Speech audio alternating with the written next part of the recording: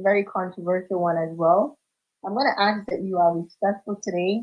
I'm going to ask that you keep an open mind and you're aware of the things that you put in the chat, as the app can be very sensitive. Okay, man. When I thought about this topic, I couldn't think of the none other than the Afro atheist. She's incredible. If you haven't seen her work, she's amazing. I'm a fan. I'll let her introduce herself, and then we'll just get right to it. We'll get right to it. But keep tapping and keep sharing. hmm Okay, so you want me to? Yeah, introduce yourself. Let us get to know you a little bit. Right, and hello, everyone. So I am going to okay, one, Is it me or is your volume a little low? Or maybe it's the way I'm hearing no, it. you Okay. think the volume is low? All right. It's not bad though. It's not bad, but I was wondering if you could come in a little louder, but it's okay. Are you sure? Yeah, we can hear you. We can hear you. I could use my microphone. I'm not using the microphone, just the phone at the moment. Okay, if you can use the microphone, that would be great. Okay, give me a second. Thanks for sharing the live, Orchid. I appreciate you.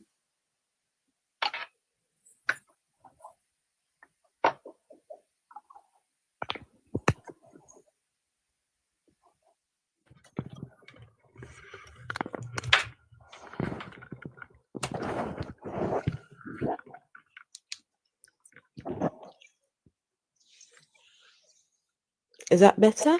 Oh, a lot better. A A lot lot better. better. Okay, Yes. that's good. That's good. And hello, Onyelade Adeshamo. I'm streaming this to my YouTube channel as well. Okay. Okay. So yeah, from time to time I'll be mentioning some names that aren't here Oh, because okay. it's on. Yeah. How are you, Onyelade? I hope you're doing well. Okay, so do you want me My to first start? time on YouTube, by the way. Huh? I said this is my first time on YouTube, by the way. Oh, okay. How nice. How nice. So do you want me to start? Of course. Aha, right. So, hello everyone. And hello, Dr. Pinky's platform, Dr. Pinky's people. Friends I'm so and honored family. and so honored to be here because I think she's incredible. She is a fantastic person, and uh, she does a brilliant job of representing her community here on the platform, and I do appreciate that. So yes, Dr. Pinky, thank you for asking me to come and yap away on your platform. And thank you for being here. Awesome. Awesome. So we're kicking off. That is the Afro Atheist. Do you want to talk a bit about what you do on your platform? Okay, so I am a non-religious person. I am an atheist. I don't believe in God, not at all. Don't have any sort of beliefs at all in a god, in deities, in angels, demons. I have no belief in most of these uh spiritual things. Right? And it has been a journey getting to this point. It hasn't come easy. I challenged the belief system that I was a part of. I asked questions. Why do I believe what I believe? Was the question. Mm-hmm. Is there sufficient reason to believe? Mm-hmm. Is there evidence to believe? And the questions I was asking, sometimes there is no answer. And the answers that I was getting were problematic because, hold on a second, this religion was not originally from Africa, our part of Africa. And so some people thought it's wise to bring that religion over to us. We didn't need it. We didn't ask for it to be brought to us, but somehow it was brought to us. And now everyone identifies as, being either from the Arab God or the Israeli God. And, it's just all of that stopped making sense. And the more questions I asked, the more I realized that no, it's not. Believing was not a good way to exist. So became an atheist, and ever since then, I have been very vocal about the ills of religion, the harm that religion has done to our continent, to our people, and it continues to do till this day. And this subject, what we are going to talk about today, is a very important one as well, because, like it or not, religion has a funny way of getting into every sphere of our lives. Religion, just when you become religious, it takes over everything, takes over your social takes over your social life, takes over your finances, takes over the community, takes over the politics as well, takes over just everything. It has a way of penetrating into every facet of our lives, including our sexuality, including our sex, including these things. So, yeah, these are conversations that we need to have, because maybe when we realize that this religion was never ours to begin with, then hopefully we would not allow the religion to impact on us to the point where we deny ourselves of our true identities, right? We deny ourselves of being who we really are. So no, it's about questioning, right? Why will a God be so interested in our private areas? If he created us with these private areas, why does he care? What is the issue? So anyway, these are the conversations. And hello, Khalifa, and Noxa Volpen here. Where have you been? Oh wow, Noxa, been a long time. Sorry, it's my YouTube people. Okay, feel free to bring them in. Yeah, we're all here. Right. Awesome, amazing. So let's first of all let's unpack them real quickly before we even talk about the complicated relationships that religion and sexuality have. Let's unpack it. What exactly is religion? When we say religion, what do we mean? When we say sexuality, what are we talking about? How do you understand those two things? Thank you, Fruity. Mwah. This is to you. So when we say religion, okay, don't let me speak from my head. Let me get the definition of a religion. Let's see.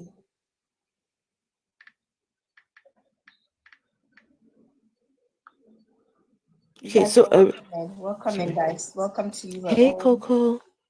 Welcome, Coco, Deconstructed, Chevy, everybody that is here. A big welcome to you. Yes, welcome everyone. Please do a favor and share the live stream, please. That would be much appreciated. Anyway, so a religion is the belief in and the worship of a superhuman power or powers, especially a god or gods. So it is the belief in, to believe in, and to worship said thing, what you believe in, Right. of a superhuman power or powers, especially a god or gods. It could also mean a particular system of faith and worship, a pursuit or interest followed with great devotion. So, yeah, that's the definition of religion. Then sexuality. Sexuality is okay. So sexuality um encompasses a person's sexual feelings, attractions, and behaviors towards others. It is a personal and individual experience, not just about who someone is attracted to, but also how they express that attraction. The sexual orientation, which is part of sexuality, refers to a person's romantic and sexual attraction to others, right? Mhm. So there are different aspects of sexuality, and that is there is the personal and individual. Mhm. Then it says beyond attraction, things like it's a wide range of experiences Mhm. than just attraction. It could involve physical, Mhm. emotional, and psychological connections. Mhm. Mhm. Sexuality can change over time and be influenced by experiences and Mhm. relationships. There is no one size fits all. Correct. There is no one size fits all how you do sexuality. And this is where Mhm.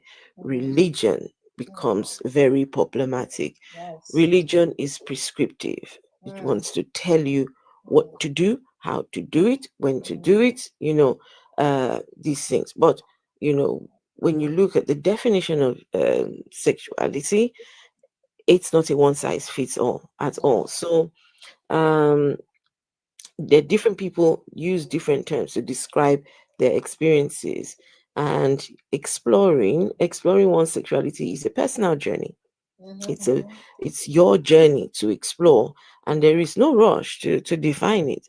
There is no uh, law that says this is how you must identify. It's really up to you, really up to you. And hello, L.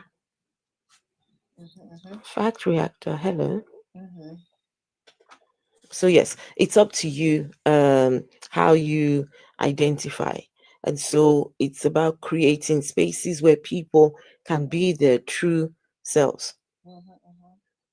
Why do you think religion, especially for those in the LGBTQ community or those who may not prescribe to the traditional wife husband type of family structure or relationship, why is religion, why has religion been such a stumbling block or such a barrier for those people, if I'm making sense, you know? So, for people who are LGBTQ, Mm-hmm. they've got their own struggles, right? So imagine starting off with your own struggles. Mm-hmm. You're growing up and you're looking at, you're a young girl and you're looking at the young girl over there thinking, "Mm, mm, mm, mm, she's gorgeous." But Mm-hmm. no, this is not what I'm supposed to be thinking.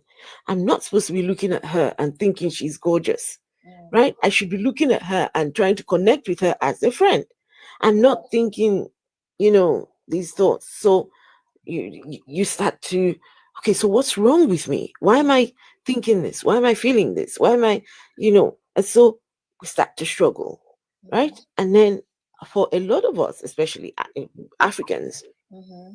we're already predisposed to the religion in Mm-hmm. whatever place that We're we born. are born, or the Mm-hmm. families that we're born Mm-hmm. into, the communities that we're born in, so as soon as you start to figure things out, Right. you have the prescriptive religion telling you you cannot be this way, you cannot be that way, you cannot be that way. So Right. you already have your struggles, right? Before Right. you even think of what now add on to that the religious aspect.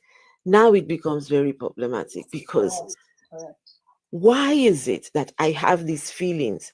Why do I feel like this? Why do I feel this way? And then, oh, God says you can't be the way that you truly are. Mm. It's like, okay, they tell us that God created us. Right. We are God's creation. Mm-hmm. So if we are God's creation, He created us to be gay, lesbian, transsexual, whatever, right? Mm. He created us this way. Right. And now he has a problem with his creation. Mm. That's yeah, that's hard. That one is Problematic. hard. Especially for me, what I find interesting is that, if we are to stick with Christianity, God is Hmm. supposed to be all knowing. God is supposed to be. He knows what the beginning before it ended. Even when we think about Adam and Eve, right? According to what Christians believe, God already knew what would happen with the tree because God is an all knowing God. So, how do you know that these people are going to eat from this tree, right? And yet punish them in a sense? You get what I'm saying? I think like some things, you follow the Christian, Bible and apply its logic. Like these things are meant to happen. You created me knowing that this is who I would become. You get what I'm saying? Because God, according to you, God has the ability to see into the future or to know. How do you create someone knowing that they are going to become a queer person, right? That has already, like, it almost sounds like is a predetermined something, is your destiny, and yet punish the same person. But there's so much inconsistency in the text to begin with, because when you actually even read the Bible, and what I find interesting is that the word homosexual wasn't even introduced into the Bible until 1940s, right? That wasn't even a word. There's a lot of words in the Bible that even letters, the letter J, for example, wasn't even introduced until further down the road. So how are we dictating, okay, how someone should live their life over something that doesn't even make sense to begin with, something that doesn't have logic? You get what I'm saying? And it's also based off where one was born. As many of us, if you're coming from Africa, country, the African continent, you're likely going to be Christian or Muslim because those are the two religions dominating. You're coming from Southeast Asia, you might be coming from a Hindu background or a Buddhist background. So how do you shun such a group of people? How do you oppress a group of people over something that you cannot even apply simple logic to? It's problematic. it, It it is. is It problematic. it is problematic. And for me, because I come from a position of not believing in God, Mm-hmm. right? So I can, look at things a bit different. Mm, It is one thing for some people to believe in God and still have the struggles of being LGBTQ mm-hmm. and trying to have a relationship with God and also be their true selves. Mm, I've recently met a couple of people mm, that they have been through a very horrible experience. mm-hmm. These people grew up knowing from the onset that, look, I got no attraction to the opposite sex. They Mm, just know it. mm, But yet the religion that they're born into says you can't be this way. And so, it's the things that they were doing to mm, try and remove those feelings, mm, right? They would go to church, go to the mosque, go to, just they did everything. They prayed, they fasted, they did, what you call it, a service in these places. Just, mm. can you imagine someone Oh, I praying? can I can beyond imagine Afro because I've been there. I've been the one that have fasted. I mean, look at me, a bolo like me, fasting for 2 weeks. You get me? Fasting, asking God to, Begging and pleading. begging him to take these feelings away from you, Ah, right? And so you are telling me that this God is watching you, beg him. mhm, So wait, he created you that way. mm. So he has already set you up for disaster. He's already started off wrong. Hey, Sev, Thank you, sir. this God has created you like this, right? Mm-hmm. Now, after creating you like this, now he's looking at you. Okay, so what are you going to do about how I created you? Like, how does that make sense? I And want then to now see if you you, love me. sorry, my dear. God wants to see if I love him. Wants to test me. Exactly. And so now he's looking at you. Okay, so what are you going to do about these feelings that I've given to you? And then you now go and say, please, make me right with you. Remove these feelings from me. I beg of you. I would do anything. Please. I'm trying to make you happy. Those things. And this God will sit and just look at you and do nothing. Right? Uh-huh. Because they didn't work. Because here I am, Exactly. I'm years not down the serious. road. It will not work. Guys, comment in the section if you've ever prayed, if you ever tried to pray the day away. I want to see if you've been there with me. You know, if you've done fasting for 2 weeks, 3 weeks, Praying the like gay myself. away. That's a subject we can talk about. Mm, Praying the gay away. mm, That's an experience for some people that is very painful. yes, Very painful. it is. And you feel Because so helpless because nothing is happening, you know? yeah, Ugh, and some people take advantage mm, of your sexuality. They yes. use it as a tool Mm, to try and put you in a place of, mhm, just forever being guilty. mm, Some people have made money. Some people make money mhm, from people's ignorance mm, of their queerness, right? So I'm talking about people that say, oh, being queer is a sin, but I have got the tools to help you mm, get rid of your feelings, right? I have mhm, got this school, I've got this program, I've got this thing, right? If you take part in my program, right, 10 steps to mhm, removing the gay or whatever, you know and you see people paying mhm, for mhm, these mhm. courses and these retreats. I heard about somebody was telling me about this all gay men, Mhm, right? It was a group of gay men who they say community, right? They're trying to create a community for people who recognize that they're gay, right. but they're not taking, they're not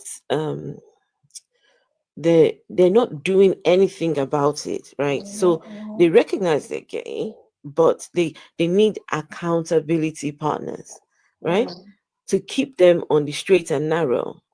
right. And so they went to this retreat, Dr. Pinky. Oh Hmm. my goodness. By the time they finished talking, and each one of them were inside the room, they started just getting it on with each other. Yeah, why wouldn't they? Because these things don't work. A lot of people have taken their children to these what do they call them? Psychotherapy or Hmm. psychoelectrical, whatever. I don't know what it's called. If you know the name, please let me know. And basically, they will shock you if you have. They will show you videos of blue film. They will show you blue film. Let me say that Ooh, on TikTok. And oh if my you have a reaction, goodness. if you have a reaction to the blue film, you basically get electrocuted. That's their way of trying to cure you from something. Are you like something? Every corner of the world that you go to, you find a queer person. You find Absolutely. them in nature. How could you Absolutely. possibly think that? How can you say it's not a thing? For me, I'm one of those people. I feel like anything that has a name exists. The fact that this thing has a name, you can identify it, you can locate it in nature, you can find it all over, tells us that it's a thing, and yet you are in denial. It goes far back beyond you and I. The King James of the Bible, everybody knows his history. Everyone knows his history. So these things that Hmm. are happening, homosexuality is older than any of us here in this room. So why are we pretending? Why are we pretending?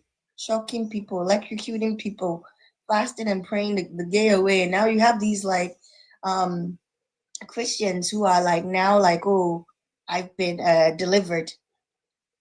Is deliverance even a thing? That's No, me. it's not. No, deliverance is not a thing. Mm-hmm. Deliverance is uh there are lots of religious concepts that we need to really work hard at deconstructing. Mm, Hey Susan, there is no deconstruct. Sorry, not there is no deliverance. mm, How can you be delivered from something that you are? mm. How can you be delivered from something that is inherent? Say it. Say it, please.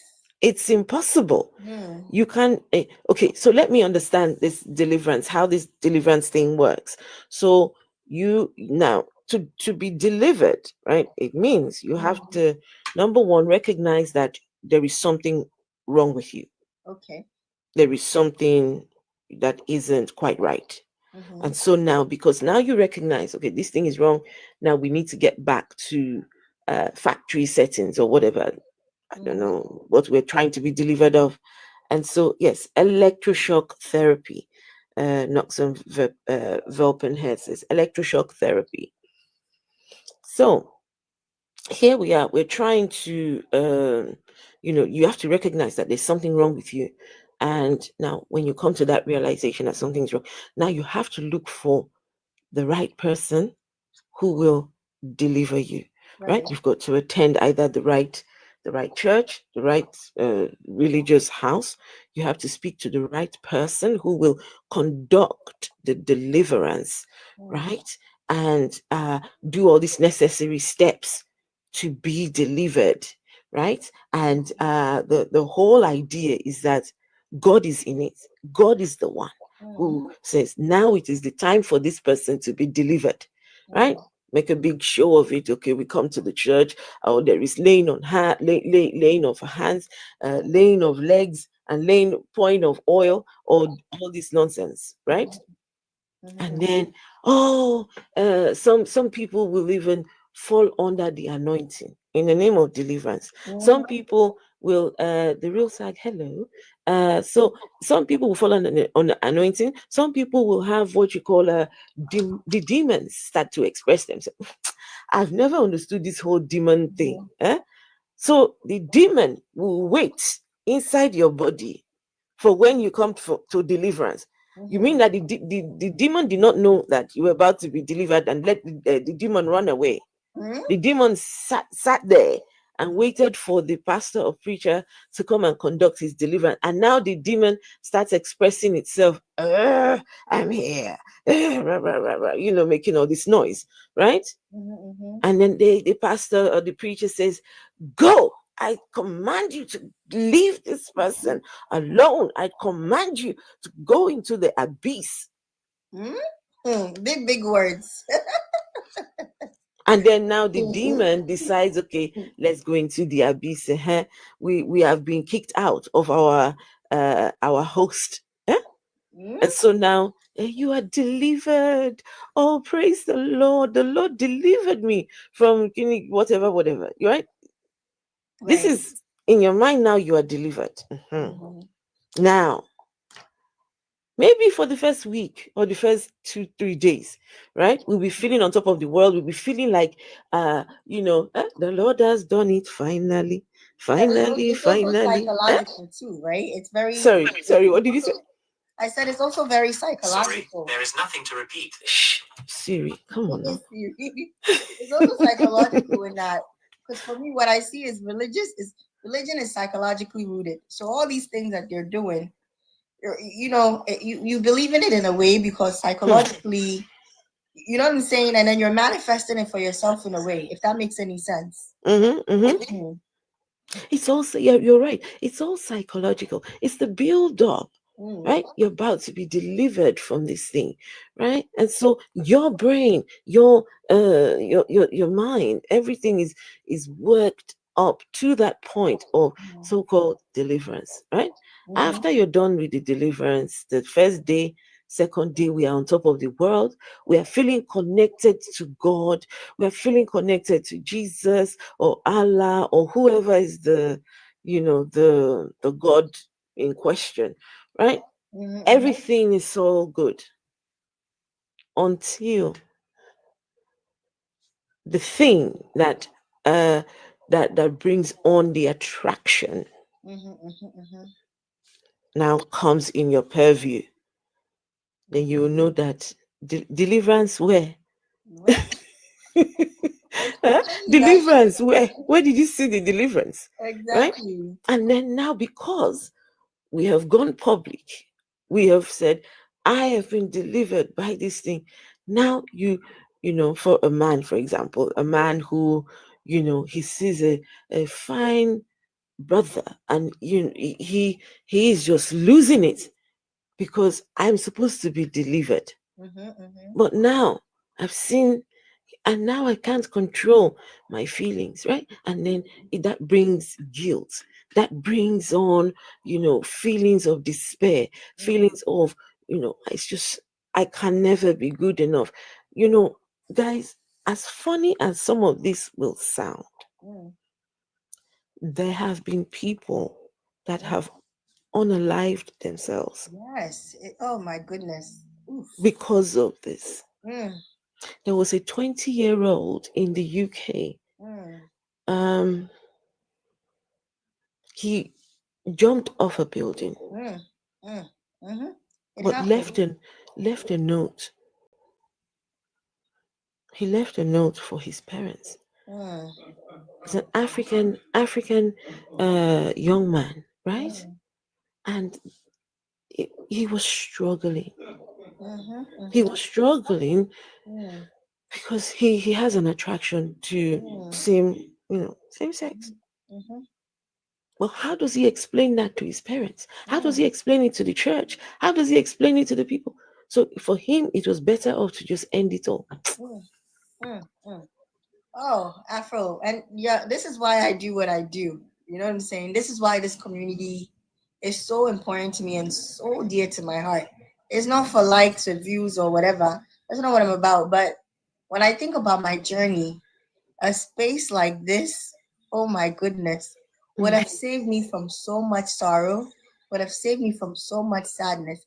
Because you feel alone. You feel alone. I mean, when you live in the Western world, you see a lot of, Westerners, Americans doing it, openly. But to be African, right? And where I grew up, it's like, where I grew up in New York, it's like, it's a place where you can be here and not even be fully assimilated. Is that your life is basically centered around church. You go to church, come home, you're around these same people who are basically repeating these same religious doctrines. I didn't know a single African like myself who was, and if they were, they weren't open about it. So how old were you when you realized I've got an attraction to to girls? Or how old were you reckon? I would say as young as I can, as young as my memory will take me. Oh my As young goodness. as my memory can take me, like we're talking kindergarten. But And you kindergarten? yeah, that's how far back I can take it. Wow. And people start to wonder, why would anyone be gay? Right? They think, oh, it's an easy switch. Oh, just grab yourself a boy over there and just do your thing. It's not that easy. It's not. It's not. Imagine having these feelings from a very tender age, right? And not Growing up. knowing anyone else like yourself. Those thoughts of calling it quits constantly will play through your mind. So for me, this is a space I don't joke about. Right. You know what I'm saying? This community, this platform, it's very dear to my heart. Very, very dear to my heart. Because you are not alone. No, you're not. And this is why I am very vocal about the things that I talk about. I make no excuses. I I talk about the LGBTQ subject, as well as when I'm talking about deconstruction, because Dr. Pinky, I think in Ghana some laws were passed recently, wasn't Oh, it? yeah. Weren't they? Have they been passed or not yet? I think that they passed the bill, but it wasn't signed into law, to my understanding. That they had not signed it into law. If Okay. anyone in Ghana is here and wanna give us light on it, let us know. But to my knowledge, yes, it was signed as a bill, but was not yet passed into law. Because Ghana, they well, trying to pass it into law. Nigeria's already done it. Nigeria, they've done 14 years behind bars for anyone caught with a same-sex person. Thankfully, nobody has been mm, no one has been taken to court, based on those laws. Mm. No one. So far, so good. Because I think what the law says is you've got to catch them in the act. Yeah, yeah, You yeah, yeah, have to catch them in the act, yeah. right? And Doing have doesn't mean stop. evidence. Yeah, that's true. Exactly, Susan. You love who you love. Absolutely. Right. So, imagine catching people. You will have to be very, you would have to be, deliberately trying to get people into trouble for you to find people. Well, I guess. So, Nigeria has 14 years behind bars, and Uganda, too, they've got those laws. So, let me understand, how is it that the governments of these countries, their priority is what people do in their bedrooms, their Mm, priority is what people are doing with their private parts? mm, How does a government mm, sit down and everybody comes together and decide, okay, we need to penalize people that use their private parts wrong? According to us, they must use it the right way. mm, Anybody who is not using it the right way, now we will punish them. I mean, how does that make sense? mhm, mhm, mhm, Hey, Dabiosa, 14 years is, can you imagine? Because someone is having, 14 years because of what you're choosing to do in your bedroom with your own private part. exactly. You see, the priority is this, the priority is, Mm, oh, let's penalize and but majority of these people, they LGBTQ themselves. on the low, the Yes. hypocrisy, oh, the hypocrisy of these people, the hypocrisy of these people. Hmm. I want one guy in particular. I don't want to say names because of TikTok, but one guy who's very vocal. I wonder if he is, because why do you go out of your way so much? This guy has taken his thing World Mm, Cup. He's in Ghana. You know who I'm talking about. mm-mm, First mm-mm. name starts with S, last name with a G. That's all I'm gonna say, and that's all I can say. If you want the full Wait, is he Ghanaian? Ghanaian, I mean, I don't think I know don't who say that his name. Please person don't drop is. names. I don't want to You talk have to about tell me names. who it is. That dog. This guy has taken the thing World Cup Hmm. Mm-mm-mm. and things that don't even concern me. So like I'm like, what? Did someone take his wife or something? Or like, why is it so personal for you? Why is it so personal for you? Like, you go out of your way. Some people will go as far as like to see them and even drive to a different direction because of that. When you are at when the hatred is that deep, it's usually internalized homophobia. I kid you not. Because Mm. otherwise you will just walk away. If you see something that doesn't, resonate with you, normally you see it and you walk away. You get me? But if Yes. you see it and to have such a deep reaction, for the reaction to be so grand and so massive. And funny enough, in Ghana, nobody is walking around doing PDA like in the Western country. Here you come to Mm-hmm. New Mm-hmm. York, people are kissing each other left and right center. You don't see such in Ghana. It's not like queer people are lining up in the streets of Ghana and PDAing each other and holding each other's hands and doing such things do not exist. So Yeah. funny of you taking it World Cup. The guy has taken it personal. So for me, it's hypocrisy because it's internalized homophobia. But I don't speak on it too much because I've once upon a time also been that religious person that Mm. have also said some things that I'm not proud of, But it's because of our upbringing and it's because of the way they were taught to think. But this is why you come in, Afro, because that deconstructing of Yes, yes. this. I need to, because this is about religion, right? The intersection between religion and homosexuality. I want to just say a few things about that, if you don't mind. Mm-hmm. Go Yeah. for it. Go for it. Okay. Mm-hmm. So I just put together how religious texts are used to justify homophobia, Mm-hmm. right? So the Bible and Quran, these books, they're problematic books, the Bible and the Quran. Mm-hmm. And I will say this, the Bible and Mm-hmm. the Quran are not books that are relevant to any of us alive today. Mm. None at all. Okay. These are books that were written to a certain people in a certain period, Mm. not written to any of us at all. Has absolutely nothing to do with us. Some people, they thought it very wise to collect these books together and make it as a guide. Mm-hmm. Then they rubber stamp and say this is the word of the God, Mm. right? Right. uh some go as far as to say that it was the God himself Mm. that sent his angel to come and tell somebody what to write. Mm-hmm, But mm-hmm. I tell you that none of these books has any we can't find our reality in any of those books. Mm. If you believe in those books, that's because you choose to believe in those books. You choose it. Mm. Those books have nothing to do with your existence today.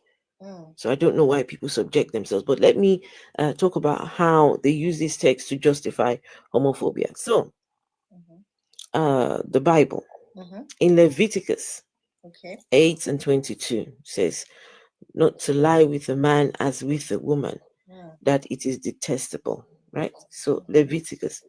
Who wrote the book of Leviticus? Mm. Hmm? Who is Leviticus? Mm. Who is the author of this book? And what has that got to do with me? What has that got to do with Dr. Pinky? What has that got to do with Susan? What's that got to do with Noxum Volpenhair? What's that got to do with anybody? Who is Leviticus? Ask them. Ask them. They don't even know the history. Some of them have never even read the Bible from cover to cover. Just what the pastor preaches every Sunday. That's all they know. And they will So argue with you, Afro. They will argue with you. they say it was Moses that wrote Leviticus. Okay, if Moses wrote Leviticus, please, who is Moses and what has Moses got to do with me? Mm-hmm. It's I never Moses' met the guy grandpa. before. I don't know anything about. So if he was writing, good on him. Well, fantastic. Go and write your thing. But please just leave me out of it. Correct. Mm-hmm. Let's say, can we just be left alone? Mm-hmm. So anyway, Romans chapter 1, 26 to 27. So it talks about shameful lusts and unnatural relations. Romans. Okay. The book to the romance. That be so. To the Mm-hmm. Roman. Dr. Romance. Pinky, Dr. Pinky, are you a Roman? I think I could be. I look like one of them. No. they say my nose look like a you, woman. you look like, okay, let me see the nose. This is a Roman You nose. see, you Okay. see. All right. You even put the nose ring. There's a Uh, so Roman's nose need the nose ring, eh? yeah. Sorry, what are they? TikTok is doing something. What are they I'm doing? sorry. Okay, they wanted me to. Afro Roman. This TikTok is weird. They wanted to verify something. So I had to. Hey, TikTok. What are they verifying? It's good now. We're good. We're good. Okay, okay. All is well. Thank you. We'll chat you back though. All is well. Okay, good. Right. So they said Romans chapter 1, 26 to 27. Me, I don't know. Dr. Finky, she's Roman. Me, I didn't know she was Roman. No. I don't know how somebody who grew up in New York is Roman. I don't know. I don't know how someone from that grew up in New York is Roman. But yeah, I guess So, hey, Lowy, good to see you, Lowy. All four. Now, so these verses, they cite these verses to condemn the LGBTQ plus people as sinful and against nature. But no, we are taking that back and saying you cannot use an ancient book Mm, that has nothing to do with us to now come and restrict our lives in mm, 2025 and mhm, beyond. If you believe in that religion, you're the one choosing. You are the one choosing to be subject to the beliefs in that book. mm, You have no clue who authored the book. You have no clue where the author was getting his ideas from. But you choose to subject yourself to the whatever the ideas from antiquity. Some of you You are have not even punishing read it. yourself. Some of you have not read it. And even if you have, your reading level does not even allow you to comprehend it the way you should. You get me? Some of you are reading at a third grade level. I'm speaking as a teacher. We do these assessments to see Mhm. where you're reading at. Some of you, your reading level is elementary, right? And the vocabulary in the Bible is it's above your not to be mean here, right? So your comprehension will be limited in some ways, but you read it and take it so little. Hmm. I'm sorry, I digress. Continue. It's okay. It's okay. So yes, in the Quran, Surah Al-Araf 7, 80 to 84, and Surah Hud 11, 77 to 83 talks about the story of Lot, describing homosexuality as transgression and punished by God. It's very clear that the people who read this they don't read to understand. The story of Lot has nothing to do with homosexuality. Nothing. Nothing. So when you go and read that story, before the story starts, God had looked down at the Sodom and Gomorrah, and God says, I want to destroy it. These people, I just don't like them. I just, no, I'm angry. Doesn't say what exactly they did. God was bent or hell bent on destroying them. Right. So God says, let me go and see for myself. These people, they said that they've been doing some things, and God goes to have a look or whatever. Right? Now, God wants to speak to Lot. No, who was it? Yeah, he wants to speak to Lot. You know, God can easily, very easily, go and go to Lot himself, go appear in Lot's house and have the conversation he wants to have with Lot. But no, he sends angels in the form of men. These men now start strutting their stuff through the city. Right. Now, this God is supposed to be all-knowing. He knows that if we send our angels through this city, these men will have a feeling towards them. Right? Right. So God could have made those angels appear inside Lot's house so that the men of the city will not see these angels. But no, we have to send them through the city, if to the extent that God's angels were about to lay their thing and go to sleep in the town center, in towns. Can you imagine? How does a God send his angels down, and now those ones want to go and sleep in the outside? Like, what is going on here? Right? And so now Lot goes, you come into my home, let me house you. Okay, that's your problem. The text says all the men in the city, all of them, saw these angels and decided, we want to sleep with those two. Like, in what world does something like that happen? That all men, no, stop and think for a minute. That all men, old, young, just think about it, everyone. Right? These men are busy doing, some are at work, some are playing, or no, some are, busy, doing whatever men do. And now, all of a sudden, angels, okay, now leave everything, we want to go and sleep with. And then all of them are gathered in front of Lot's house and say, bring those two up, we want to sleep. So you mean that all the men gathered in front of, so that means there would be a grandfather there and his grandson. The two of them will be in that same place. Grandpa, you're here to come and sleep with angels too? Yeah, yes. Dad, are you there? Uncle, you're there too? Like, all the men. the scripture says all the men, both old and young men and old men, the one with this walking stick too, he's off there, he wants to go and sleep with the okay, so let's assume that the story is true up until this point. Yeah, that truly they want to go and sleep with these angels. The sickening part of this story, what they ought to put emphasis on, they don't. Lot offers up his 2 virgin daughters. That right there should have been the evil in that story. That Lot was about to offer up his 2 virgin daughters to God. Not to the men, because he's trying to protect God's angels. What kind of man does a thing like that?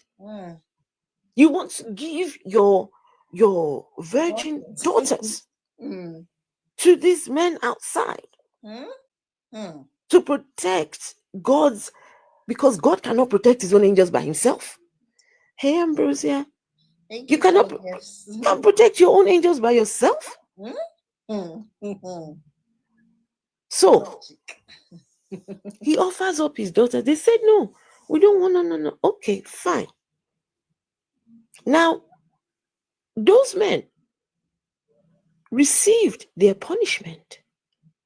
They received their punishment then. They were blinded. Their eyes, these men were blinded. So, punishment done, right, Dr. Pinky? Right. For whatever sin. Now, Dr. Pinky, so far so good. Yeah. Has any sexual intercourse between men, any men at all, has any of that happened at all? So far so good. Not yet. So far we're in the clear. Okay, so far so good. None of that has happened, right? Okay, Dr. Pinky, what do you call intercourse between an angel and a human? Angelic intercourse, I don't know. Divine intercourse, I don't know. Hey, Maximus. I know it's different. 1720, how are you? Good to see you. So, okay, if we are talking about LGBTQ sex, okay? Sex between a man and a man, not so between a woman and a woman. But this was going to be sex between an angel and a man. So that cannot be considered LGBTQ sex, as in gay sex, is it? Can it? I don't think so. It's a bit different, yeah. Dr. Pinky, this is why I'm asking you, because you're more clever than myself. No, what do you call sex between an angel and a human? I'm just saying that if these men had gotten their wishes and they had gone ahead to do it, so if they had gone ahead, it still would not be gay sex. Oh. It will not. So anyway, these men are punished. They are punished for having a desire. And this desire could have been avoided from the onset by God himself. Correct. God should not have sent those 2 angels walking through the city. A lot of things could have been prevented that way. we should never have gotten to that point. But okay, we are here now. We're here. Okay. Right? These men did not do anything. But now, Dr. Pinky, because these men had a desire towards these 2 angels, now God says we are going to destroy the entire city. The punishment does not match the crime. You understand? It does not. It was a bit too much. So come on now. So wait, hold on. The text says it was the men that did it. The men, old and young, they were the ones looking to go and engage with God's boys that he sent down from above, right? Right. So what did the women do? What did the children do Mm-hmm. of Sodom and Gomorrah? What did those ones do? Now we just decide, okay, because Mm-hmm. the men did it, now the women and the children, collateral damage. I don't Mm-hmm. respect a God that does something like that. I don't either. No. I can't. And so anyone who is of the opinion that Sodom and Gomorrah is about sexual, you have not read the text properly.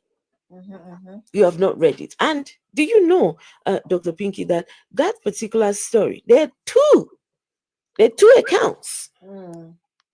This whole destruction of Sodom and Gomorrah, there are two accounts, and the Mm-hmm. two of them are very different. Mm. Eh? Mm-hmm, mm-hmm. They contradict each other.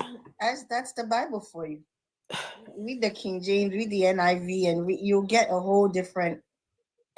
And talk to one pastor is one way. Talk to another pastor. It's just confusion. Confusion. The other story talks about a man who took his mistress with him on a journey or whatever, and um, they say, "Oh, we want to sleep with." He just the desires of the people in the Bible are just so twisted. I can't even wrap my head around it, right? And I think they wanted to sleep with the man himself, Mm-hmm, but mm-hmm, the man, oh no, I will give you my mistress for you guys to go and do your thing. mm-hmm, mm-hmm, And he kicks out the mistress to the men, mm-hmm, and those ones have their turn on this mistress all night long. They just took advantage of this girl. By the time they were done, they went home. The girl manages to, get to the front of the door and dies there. So this man comes out, he sees his dead mistress. He picks her body mm-hmm, and then decides we cut it into 12 pieces mm-hmm. and send one piece of this girl to each tribe. Goodness. You just have to shake your head sometimes. You just have to shake your head. You see, in the two stories, you see the treatment of women. Mm-hmm, Women mm-hmm, are treated horribly in the Bible and the Quran. mm-hmm, mm-hmm. And so, why then will any woman be trying to worship these gods? And the other thing is, okay, let's say the Bible talks about homosexuality, but it talks about man with a man. Does the Bible say anything about two women together? I didn't hear anything. All I keep hearing is man. Man shall not lay with man. See, man shall not lay with man Mm-hmm, as mm-hmm. they lay with women, right? Uh-huh. Exactly. Mm-hmm. So the Bible is not talking about if you're a lesbian, it's nothing to do with you. Go and be your lesbian self. Go and enjoy your life. Go and have just do you. Mm-hmm, But mm-hmm, to believe that this book, it's about how much it's nonsense. mm-hmm, mm-hmm. Absolute nonsense. Sure. Okay, let me just finish what I'd prepared for this conversation. Okay. So We're loving this. We're enjoying you guys. If you're enjoying it, make sure you're tapping, you're sharing, and of course, gift my guest here. She's doing incredible work for us. thank you. So if you're on YouTube, please, I will ask to please give the stream a thumbs up. I appreciate. So people who are LGBTQ, right? Okay, so here we're talking about the problem with the interpretations of these books is that the verses are read literally without context, Mm, historical or cultural context. correct. So when you are reading any of these books, you've got to understand the context Mm-hmm, mm-hmm, before you start, making it about you. mm-hmm, mm-hmm, I mm-hmm. always say to myself, how is is it that somebody, for example, in Oshogbo, Nigeria,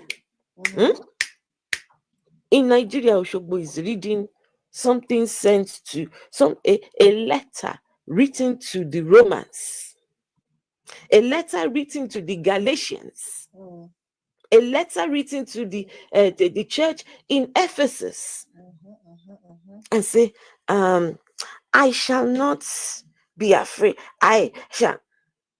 It's not talking about you. It's not talking about you, Shogbo, long, all that way. No, it's not you. It's not. They're not talking about you. Where were the message to the Africans? Where were the letter to the Nigerians and the letter to the Ghanaians? And they forgot about us. Thank you, Nana. Exactly. And also, they said, what's his name? That other man, 600-year-old Noah. I'm not going to go into all of that. 600 years old, that man, the man was already about to croak. 600 years old, when God told him, go and build a boat. Yeah. They said the man, they said the man announced to everybody, please, me, I want proof. How did the man get to Oshogbo to inform the people in Oshogbo in Nigeria? I want to know that we are building a boat in wherever. I don't know where he was building his boats. People in Ghana, my people, Charlie, boats. How did he announce to these people? They're just insulting our intelligence. The same God-given brain we were given. They're just trying to mess with it. Abba, that is. He announced to people, what the even in the same country as himself, he couldn't have reached everybody. And now you want me to believe that what's his name? Noah's, please. Anyway, so as I was saying, so people read these stories out of context. People use them to label the LGBTQ people as evil or perverse. They ignore the more progressive and inclusive interpretations. Religious leaders repeat these messages in sermons, pushing harmful ideas deeper into communities. Guys, be careful of your leaders, your religious leaders. Any religious leader that takes this the matter, but when they start making it, they put it on their head as if, this is a they do or die affair. Honestly, you need to give the side eye to a preacher like that. A lot of them have been caught in the act. A lot of them have been exposed for doing the very thing that they speak against. So, when you are busy listening to your spiritual leader, he'll tell you, God is angry. God says, thou shalt not sleep or lie with a man. When the man is off the stage, he's taking care of business. He's getting it on over there. Oh yeah. A lot of them have been exposed. Yep. A lot of them. So be very careful who you're listening to. Okay, that's number one. So your religious leaders, they repeat these messages in their sermons. A lot of them are on the DL. A lot of them what are you on about? Exactly. They'll say, oh, it was temptation. See, when a pastor sin, they're easy to say, oh, it was temptation and the devil tempted him because he's a man of God. When you sin, they don't give you the same excuse, the same privilege. No. So they talk about divine punishment, right? And this is why a lot of people are afraid to be their true selves. The fear of punishment, right? They manipulate, spiritual manipulation, right? They tell the LGBTQ people that they're an abomination. How dare you? How dare you listen to a book or a preacher or anyone tell you that you are an abomination? How? You are not an abomination. says God, telling you that God is going to punish you forever. Mm-hmm.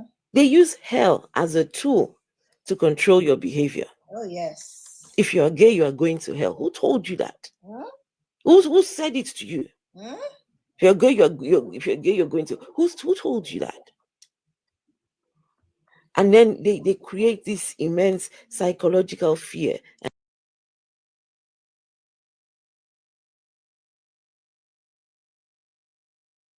That sexuality, because they are uh, they are terrified of divine punishment. Mm-hmm. They have to hide who they are because they're terrified of divine punishment, of going to hell. They force themselves into heterosexual marriages. Mm-hmm. Mm. Mm. The one thing we mustn't do is to force people to be the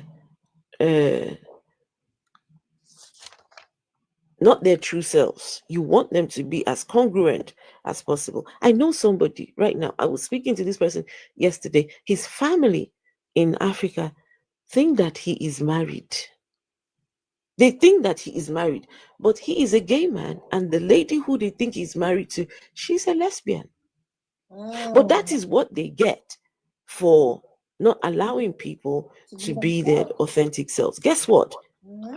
You end up suffering for it. You, who is the homophobe, you that is the bigot, you end up suffering because right under your nose, right under your nose, it's taking place.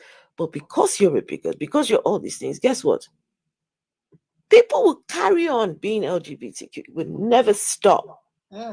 Create all the laws that you want to create. Create all your all your doctrines. It will never stop people being LGBTQ. But rather, what it would do, it will make people, to be deceitful, and to you in particular, you that says, oh, then what happens then when your children come out and they are LGBTQ? What will you do then? Exactly. What will you do? So, they have to hide their sexuality. They might force themselves into heterosexual marriages or try conversion practices like praying the gay away out of fear. Religion tells them that they are broken or demon possessed, leading to self hate and secrecy. Now, this is where we as professionals, right, we put our professional hat on and say, look, all of this has real life consequences. Your mental health, that constant fear of hell and punishment can lead to depression, anxiety, and suicidal thoughts. So, the intersection between religion and homosexuality and its impact is it messes with you. Family pressure. Right? The religious teachings are often used by parents to reject LGBTQ children. Some people will say, I will kick my child out of the house. If they're LGBTQ, I will kick them out of the house and I will do this and I will do that. Because of a book. Exactly. They use the religion to justify their evil actions, the beatings, the unaliving. In Islam, they say if they're LGBTQ, you throw them off buildings. How can your God be so evil? Your God is so evil that he will sit there in his sky or wherever the God resides, and he wants to watch humans throw fellow humans off buildings because this is what he wants. He's happy with that. And you think that God likes you? You think that God cares for you? Don't worry. When they throw those ones off the building today, tomorrow they will find something to pin against you. So when you're celebrating that, that's someone's child, that's someone's uncle, that's someone's friend, that's someone's brother. Right. How can we be celebrating these inhumane actions towards our fellow humans? I've said this, Dr. Pinky, that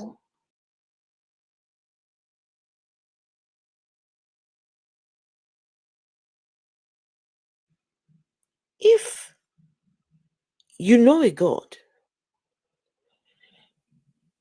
that says humans cannot be this, cannot be that. So like Dr. Pinky, right? Dr. Pinky, I'm worshiping a God that says to me Right. that we will punish Dr. Pinky, right? Because Dr. Pinky is LGBTQ. Okay. I mean, look at her. Look at the gorgeousness. On top of the gorgeousness, she occupies a space that is very, very important. The kind of job that she does, the kind of job that she does every day, Thank you, right? Apple. Thank She you. is. She's giving it everything, right? What harm can Dr. Pinky do to any god? I can't even fight, Afro. I don't know how to fight. So me now, I'm worshiping a god that says they want to punish her. I mean, you know what I need? This is what I would do. I would stand up to that God. If all religious people stood up to their God, then we wouldn't have all this nonsense. Right? We wouldn't have if you're gay, my God is going to throw you into hell. Tell your God to where to go. Tell your God, no, God, if you are going to throw my fellow human, if you, I mean, look at the gorgeousness. Why will I then follow the God that says he wants to do anything at all to her? No, the God can keep his religion. He can keep it. And this is why, if you believe in a God that wants to do all these bad things to people, then there is something wrong with you. You are the problem. Speak on it. Speak on it. You are the problem.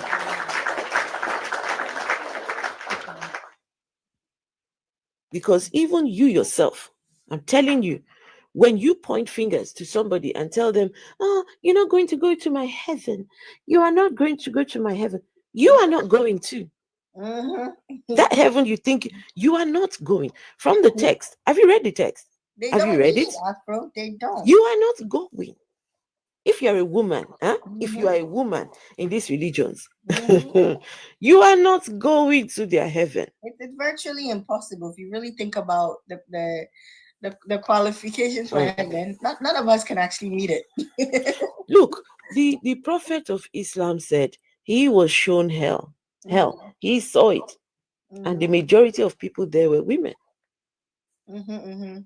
That's the Quran, the Muslim one. The Christian one. God says he wants 144,000 virgin boys. Not virgin girls. Doesn't want it. Who cares? Girls. Who? Why? Women. God wants 144,000 virgin. Go and read if anyone wants to see. It's the book of Revelations, chapter 14. Talks about God redeeming from the earth 144,000 virgin boys. God only wants virgin men with him in the heaven. Because no. The book says they don't want anyone that has been defiled by women. Can you imagine? Defiled by a woman. It's a blessing. No, but hold on a second. When you think about the natural order of things, the man is the one with the rod, right? And he has to insert it into the woman, right? Correct. Who is defiling? Who is defiling who? No, who is defiling who? But yet this book is telling the women that you are the defilers of God's boys. So even the men that are busy celebrating this, oh my God, you are not going anywhere. The books, the text talks about 144,000 virgin boys. So if you, of course, have done something, you're not going. You're not going. So this is why these people, it's obvious that they don't read their text. When you are pointing fingers at people and saying, oh, you're going to go to my hell if you no. You will be number one to go there. Exactly. And especially when your book says all sins are equal. But they'll be So quick. They'll be quick you will say to Dr. Pinky, Dr. Pinky, you are not going to heaven because this is, and then you go and be telling lies and think you're going somewhere. Sitting there fornicating. Yeah. They are masters of it. They forget that one. I don't know. They feel like homosexuality is on a hierarchy of its own when it comes to sin. But all sin be sin. Even if you were jealous of someone, it be sin. That's You all. get me? Everywhere we're all together in this. So this is why, for me, let us come together. As humans, say, look, God, okay, we've heard you. We have heard what you have got to say. You don't want us in your heaven, okay, fine. But as human beings, we come together and say, okay, God, if that's the case, you can keep it to yourself. You and your angels, go and enjoy. We human beings, we reject the offer of coming into that space with you. We recognize that you are evil. And let us as humans, we all stay together. Right? I don't believe in God in all these places, in this heaven, but I'm saying if these things exist, we shouldn't be allowing ourselves to be controlled by gods that don't even bother to show themselves, that don't bother to, engage with us. No. Mm-mm. So I think, right, just on a final note, right? We need to break free, people. I am here to tell people who are struggling with the God idea, and why am I this way? Am I that way? Why am I? Look, if God created you that way, if God is the one who created you that way, the onus is on Him. The onus is on Him to sort you out, not you trying to sort His mistake. He's already made. I'm saying you're not a mistake. Oh, please don't get me wrong. But if that God is saying that you are a mistake, He created the mistake. He did. So let Him sort out His own problem. Right? Right. Then many people are starting to see that these messages. Thank you, everyone. Thank you for the gifts. I'm sorry I'm not able to mention your name. The conversation is just so good. I'm so glued to Afro right now. She's saying everything. She's saying it all. So, but we appreciate all the gifts coming in. Thank you. So a lot of people we need to start now and challenge these religions. How is it that these two Middle Eastern religions controlled us so much? These religions that never belonged to us to begin with. Now we've allowed them to control even our identities. Who we identify as. It would be a shame for someone to live their entire existence and not be true to themselves. That's a waste of a life, in my opinion. That's a waste of a life. You need to just say, God who? God where?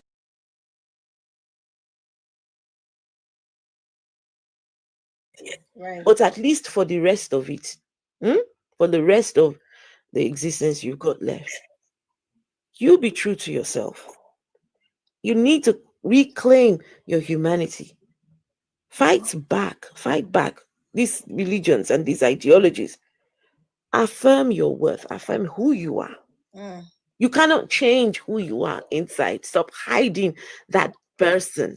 We want to create spaces where that person on the inside is the one talking to us, is the one engaging to us, is the one that we have the honor of meeting, the honor of celebrating, right? I don't want to celebrate your fake self. Right. I don't want to engage with who you are not. You be the person that you are, and let's celebrate you. Yes, let's celebrate you. Yes, yes, yes, yes. So, compassion over doctrines. I love that. I'm going to quote it. Hmm, Compassion over doctrines. Beautiful exactly. words. Beautiful words. Compassion over doctrines. Yes, And yes. more people see that love and kindness are bigger than any of these ancient texts. Mm, You cannot go wrong mm, for loving people. And if you are bothered by the LGBTQ, let me ask you, what exactly is your problem? mm, What exactly is the going on with you? That of all the problems that you can find, is the LGBTQ that you hone in on. Could it be that you are repressed? Could it be that you're not telling us something? It's okay. It's okay to tell us because okay, I'm going to give someone whose story that I heard. Right, I heard him share this story. mm-hmm, He's a very popular gay activist, BC Alimi. mm-hmm. BC Alimi shared one time on Clubhouse. I was listening to him. Sorry, the sun is right in my. Yeah, it's doing same here. Like my lighting is looking weird. I'm like, why do I look so orange? I'm wearing orange, but like even more so. It's fine. Don't worry. Someone in the comments said religion helps inhibit bad Bad behavior. behavior. How does it do that? Yeah. Please, I would like to know how does religion do that?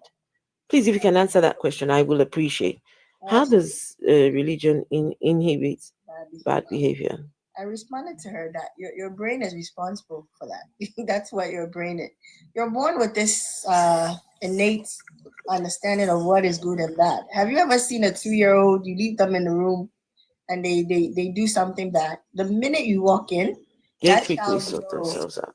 Hmm. They know they've done something. They start hiding from you. They start running. It's innate. It's in you. Okay, you don't need a book to tell you this is what's good and this is what's bad. There are a lot of people who grew up in atheist households who never had any concept of religion, and yet they are more holier than some of you who grew up religiously. They're good people. You're very good people, Exactly. and to think that So they will burn is a shame. it Sorry. is a shame. It is a shame. And I was going to share what BC Alimi said. So BC Alimi, he grew up in Nigeria. And I grew up in this community where, of course, people don't like the gay, effeminate men. They make fun and all these things. And he was very effeminate when he was growing up. And so in his community, whenever he's out and about, the kids, they make fun of him because he was very, yeah. So Sorry, Afro. Someone just sent a request in. I'm not ignoring you. We will open the guest list I'm nearly done. I'm nearly when we done now. get to Q&A. So I'm nearly done. don't rush. Take your time. I just want us to enjoy the Afro atheist. She's giving us these gems. Okay. I'm nearly done. Uh, so he says this group of boys, every time he's walking past, they would, laugh, they would mock, they will, to insult, but he would just carry on doing his thing. And so the leader of that group one night came knocking at his door Mm-hmm. and says, "Look, yes, I've been coming after you. I've been doing all these things, but I like you. Mm-hmm. I want us to." He says, "Really?" Say, "Yeah." That all of that was just a front. And Mm-hmm. so for him, of course, someone is offering himself to you. Mm-hmm. So him and the guy had a little pact. Mm. You can insult me during the day, you can call me names and everything, but at night, you come over here, and we get our things. That is funny. We do our things. So Very funny. this is why, for Mm-hmm. me, when I see someone who is highly invested in Mm-hmm. being a homophobe or a bigot, I'm sorry. I look at them, mm-mm, side eye them, because is there something you are trying to tell us? Is there something you are saying that you are not saying? So me, I'm looking for the things that they are not saying. I'm listening for the things that they are not saying. This is how one preacher in America, what was his name? I see his face in my head, but I can't remember. Jimmy Swaggart. Hey, this guy will go on his pulpit. He will say, "Oh, gays are going to hell. They're going to burn. They're going to gays." Every day, this guy is talking about the gays. He was exposed. This one was not even just doing the gays. He was particularly engaging the services of gay prostitutes. He was paying for he was Look at that. he was paying for the services. A degenerate. He was married with kids, but yet this guy was busy doing his thing. He was caught. He could not go and check. Go and if you go and look at the story of Jimmy Swaggart. Yeah, but it's rather unfortunate. The wife, "Oh, I'm standing by my man. I'm standing by my man. Yeah, he's my man." Anyway, so that's me done for now. So anybody have any questions or whatever? Thank you.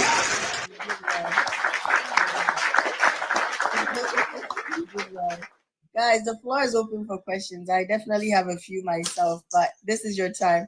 Those of you that were sending in those requests, the request is the guest. It's open. It's open. Please request and come up and ask your question or put it in the chat. Yeah, she did amazing. She was phenomenal. Like, I'm just like, I mean, I knew it was gonna be great, but it blew my expectation away. It was a fantastic job she did. Nana, thank you. Maximus, thank you. Thank you, everyone. And just very quickly, I see some of my people that come to my lives here. Please make sure to give Dr. Pinky a follow. And also, Dr. Pinky hosts dating shows. So if you're LGBTQ and you want to be partnered up, or you want to find yourself a mate, please come along on her platform, and she'll hook you up. So I would say 3 out of 5 matches I make are very successful. That's a good track record. So no, wait, hold on, you've got 3. I would say 3 out of every 5 match that I make it successful. So that's 3 out of every 5 are success. Oh yeah, guys, this is the place to be. This is the place to be. Here on this TikTok. Thank you, Afro Atheist. So while I guess maybe thinking on your questions, let me ask my question. So given everything that we spoke about, can someone choose to be religious and still be of a sexuality that is not the norm? Can one be queer? Let me ask it this way: can you be queer and religious? Is there space for the two things to live together? People do it every day. They do it every day. They people are queer and they find a way to justify their queerness. They find a way. God will not punish gays. The only times in the text that LGBTQ is mentioned is only 2 times. But God talks about other things, God's priorities. They find a way to justify, why God will, allow them a pass. Right? But for me, I have empathy towards those people, because why would you do that to yourself? Why are you subjecting yourself to a belief system that's de- that demonizes you, that tells you that you are no good. I mean, there are thousands of religions out there. Mm. There's many religions. Go and look, thousands. And some of those religions don't say, that you're evil because you love same sex. No, they don't Mm. say you're evil because you're trans, or so why do that to yourself? But if you can find a way to follow your God Mm-hmm. and still be sane and still um live a fulfilled life, then Mm-hmm. yes, yeah, do you. Honestly, do. But if it is the Christian God or the Muslim God, I don't know why would you do that to yourself? Okay, so some of you are saying you are able to do both. You go to, someone even said they just came to church. If you can request and come up, if you're bold enough. One of the things that I always wonder is how do you reconcile your faith and your sexuality? How do you find that happy dance, that balance? If you're able to come and Mm. speak on it, I will be very, very grateful. Um, who was that? Who said that? Was it, not to put you on the spot, women empowerment? If you're able to just talk about how you make the two work for you, because I mean, especially when I look at religions such as Christianity, it seems like they can't. It seems like they can't work together. You know what I'm saying? Based on scriptures and things that you hear. So I would love to hear your experience, how you find, how you create that world. But yeah, guys, the floor is open for questions. A lot of you were requesting to come up whilst you were speaking. This is now your time to come up. Don't be shy, or drop your questions in a comment. Okay. Uh-huh. And Women in Climate says, I'm on my phone at work and at home. On my phone at work, but at home it's completely hidden. So why do you hide it? Why do you hide it? Maxie, thank you, Godless, for the gifts. Wahala for church people. I do not without feeling guilty. But religion doesn't respect women. Okay. So if religion doesn't respect women, and you are someone who is respectful, why do you choose to practice it? I'm not judging you. I'm just trying to understand you. Why do you make the decision to go to church when you feel like it makes you want to hide who you are at home? When you feel like it doesn't respect women? I'm curious. I'm not judging you. We're here for understanding. Which makes me ask my next question.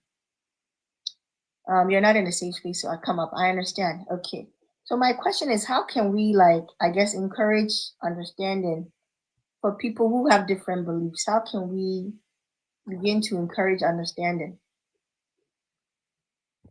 understanding of what exactly? I guess understanding of each other.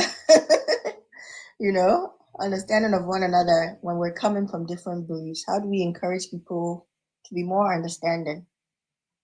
Mm, wow, it's a good question.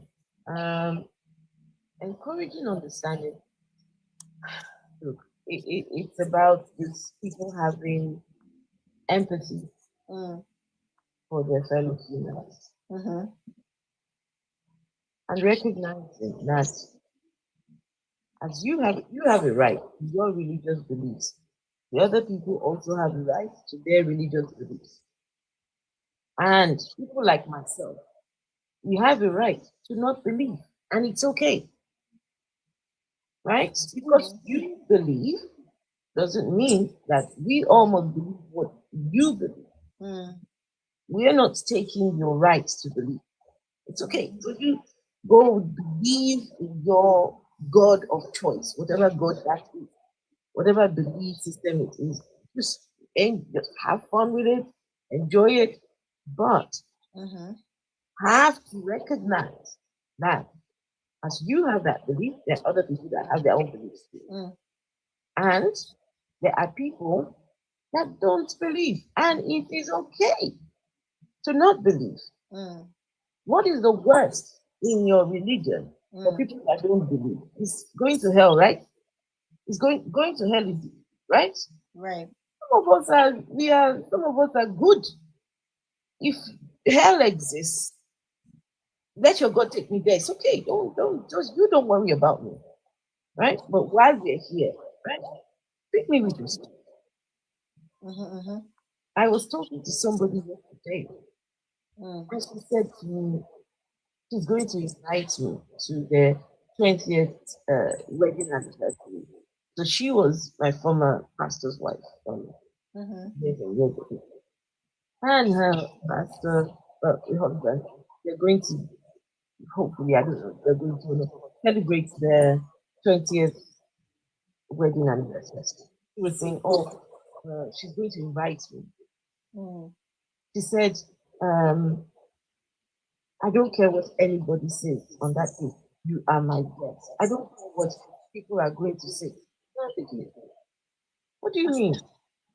You don't care what people are going to say? Oh, it dawned on me that because I'm now an atheist. So for her, it was, oh, people are going to be asking, what's this atheist doing at your party? Mm. So now that's what she said. I don't care what anybody is going to say. I am going to. I'm not a case to the party. You don't have to invite me to the party. I'm good. You Mm. believe in your guy daddy. I don't believe. And it's okay. You Sky don't have daddy. to invite me to your party. It's okay. I love it, Sky Daddy. Oh yeah. Yeah, I think you know what? We have to know that the world is just a diverse place. Everybody is different. Everyone thinks different. And we just need to be more inclusive. That's just it. Make room for everybody. You don't have to agree with anyone.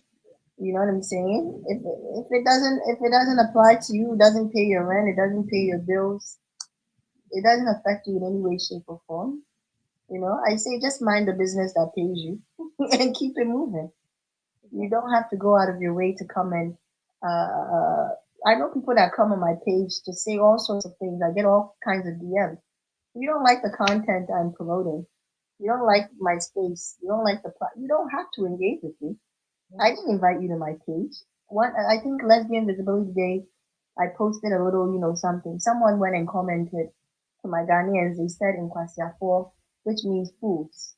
Oh, And I initially made a very, very nasty response back to him. And I said, you know what? I'm not gonna stoop down to his level. That's exactly what he wants me to do. I need to show him that there's a more mature way of dealing with things. You get what I'm saying? mm-hmm. But at the end of the day, I didn't invite this guy to my page. You came to my page and watched a 3-minute video. Watch the whole thing. So who's the fool here? You that have wasted your data, you that have come to my page, you that have watched my video, knowing that my content promotes LGBTQ plus people, but you've come to my page to watch my video. Okay, if you saw it on your FYP, you could have ignored it. But this person is also following you. So I'm confused. Make it make sense for me.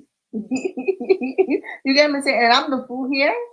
It's very clear. One of us is definitely a fool, but I don't think that person is me. No, of You course, you understand? of course. So if you see something is not your cup of tea, keep it moving.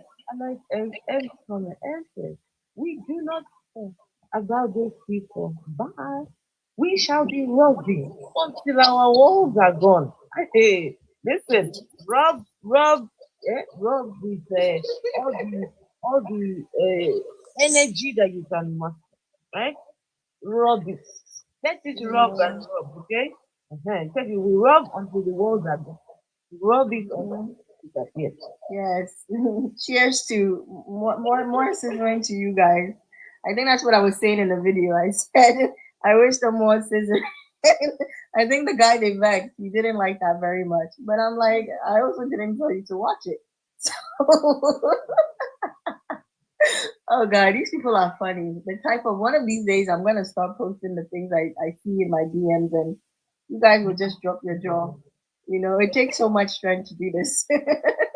time I was talking to, because sometimes I do host LGBTQ like, you know, Mm-hmm. time that I was doing that. Someone came up there and they were saying how, oh, it's sin and this and that and that, you know, he doesn't understand why children will be together and then I asked him, I said, okay, what about you? And he said, yes. He said, really, no, that's not too bad. I said, then you are a hypocrite. Mm-hmm.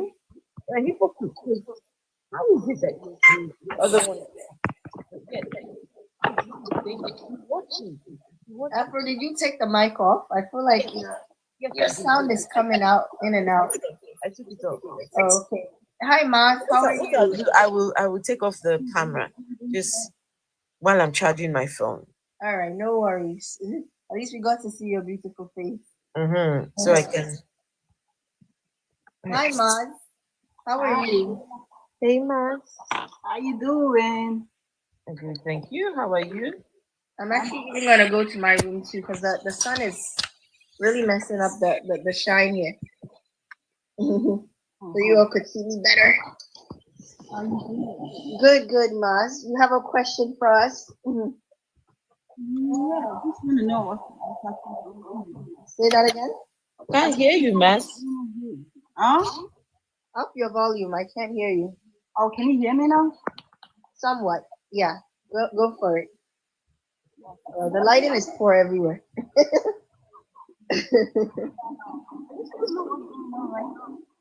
Oh, you didn't read the description of the live? I can't hear her. And she said she wants to know what's going on. We're talking about religion and sexuality. I don't know if you heard anything Afro said, but Afro said a whole lot about the two. It'd be too much for me to repeat it all, but a lot of gems were dropped. What I can do is just send you the recording after this live.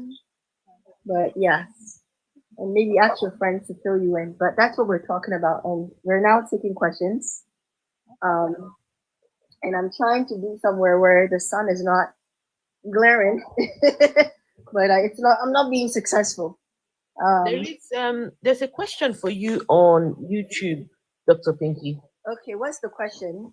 from Noxon Volpenhead says, question for Dr. Pinky. Where do you hail from and how long have you been active in your work? Where do I hail from? That's a big question because I don't know where. When people ask such questions, you don't know what they're asking exactly. But I can say I'm originally from West Africa. And I say West Africa because I have family, predominantly Ghana, Liberia. I even have some South African as well, so let me not exclude that. But I was born in Liberia. I grew up in the United States. I've lived here since I was 8 years old. So this is more or less what I know. Um, Funny enough, I would say I really got active in this work. I would say it's been 2 years now. Though I've always known, thank you for the gifts. I've always known that I'm queer, from a very, very young age. But at some point in my life, I became extremely religious, and I wasn't just your everyday religious person. I was that kind of strict religious person. Don't do this. Don't wear this. Even this top I'm wearing right now. There was a time in my life where I would say this is too revealing. You get me? Because that's how religious I was. Up until I would say 6 years ago, the death of my cousin kind of led me to really do some digging, some research. And I've always been an intelligent person, so and someone who reads. So I read the Bible regularly, and it never made sense to me. But for whatever reason, I could never give myself permission to, listen to my gut and do what I believed in, because I was just so scared. And then when you're around people who are constantly um, preaching these things, it's hard. I have built a world around me where everyone I knew was Christian. All my friends came from church. Everything I did was church. If I ever went out, it was a church function. So it was hard to come out of that world and come out of that bubble. But luckily for me, And I think it's the spirit of my cousin who led me, because I used to talk to her all the time and ask her to just reveal certain truths to me. But after her death, it just all became clear as day that this is not it. These things that I believe in are not it. So even when I began that deconstruction, I would say I still struggled. My sexual identity was still a struggle for me. I still couldn't be myself. I still couldn't wrap myself around it. You know, when I joined TikTok, you'd be surprised, and this is why I don't have a lot of followers. When I joined TikTok in April of 2023. A friend introduced me to it after my beloved grandmother passed away. And I was on here. My account was ghost. I was completely anonymous.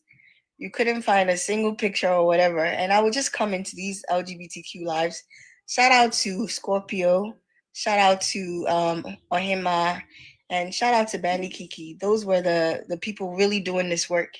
And I would just come and hide in their lives with this ghost account, just, just watching and, loving everything they were saying, but being so afraid to be bold. And so I began to kind of, get active in the lives. I began to kind of come up and speak to people in the boxes, started taking certain risks. And people, really loved the things I was saying, and they wanted to hear more. So someone actually, shout out to Vladimir. I don't know if Vladimir is here, but Vladimir was like, you have a lot to say. We want to hear it, Could you start going live? And I straight up told Vladimir, no, I'm not doing this. Like this, I'm not ready for this type of thing, this type of exposure. But I don't know. Those, like, the words kept her word. Their words.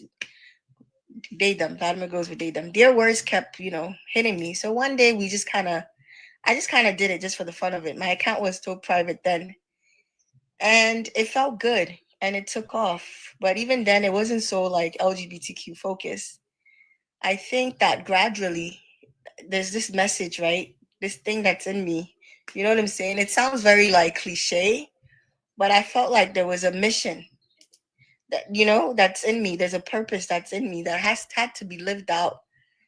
And so I just went for it. I started creating more LGBTQ content, having events like this one, and it just really took off. And a lot of people that didn't know who I was, they know now. So many of my friends from church have encountered my life. They found me, and some of them have reached out and have said, positive things to me. Some of them have reached out and have also said, you're going straight to hell. But either way, what's really nice is that I am free now. I'm out of this cage and this prison that I put myself in. So that was a very long answer, but the short answer is that I've been actively doing this work, I would say, for 2 years now, and I love where it's going, and I can't wait to see where it takes us. And you all are doing this with me, so we're doing this together.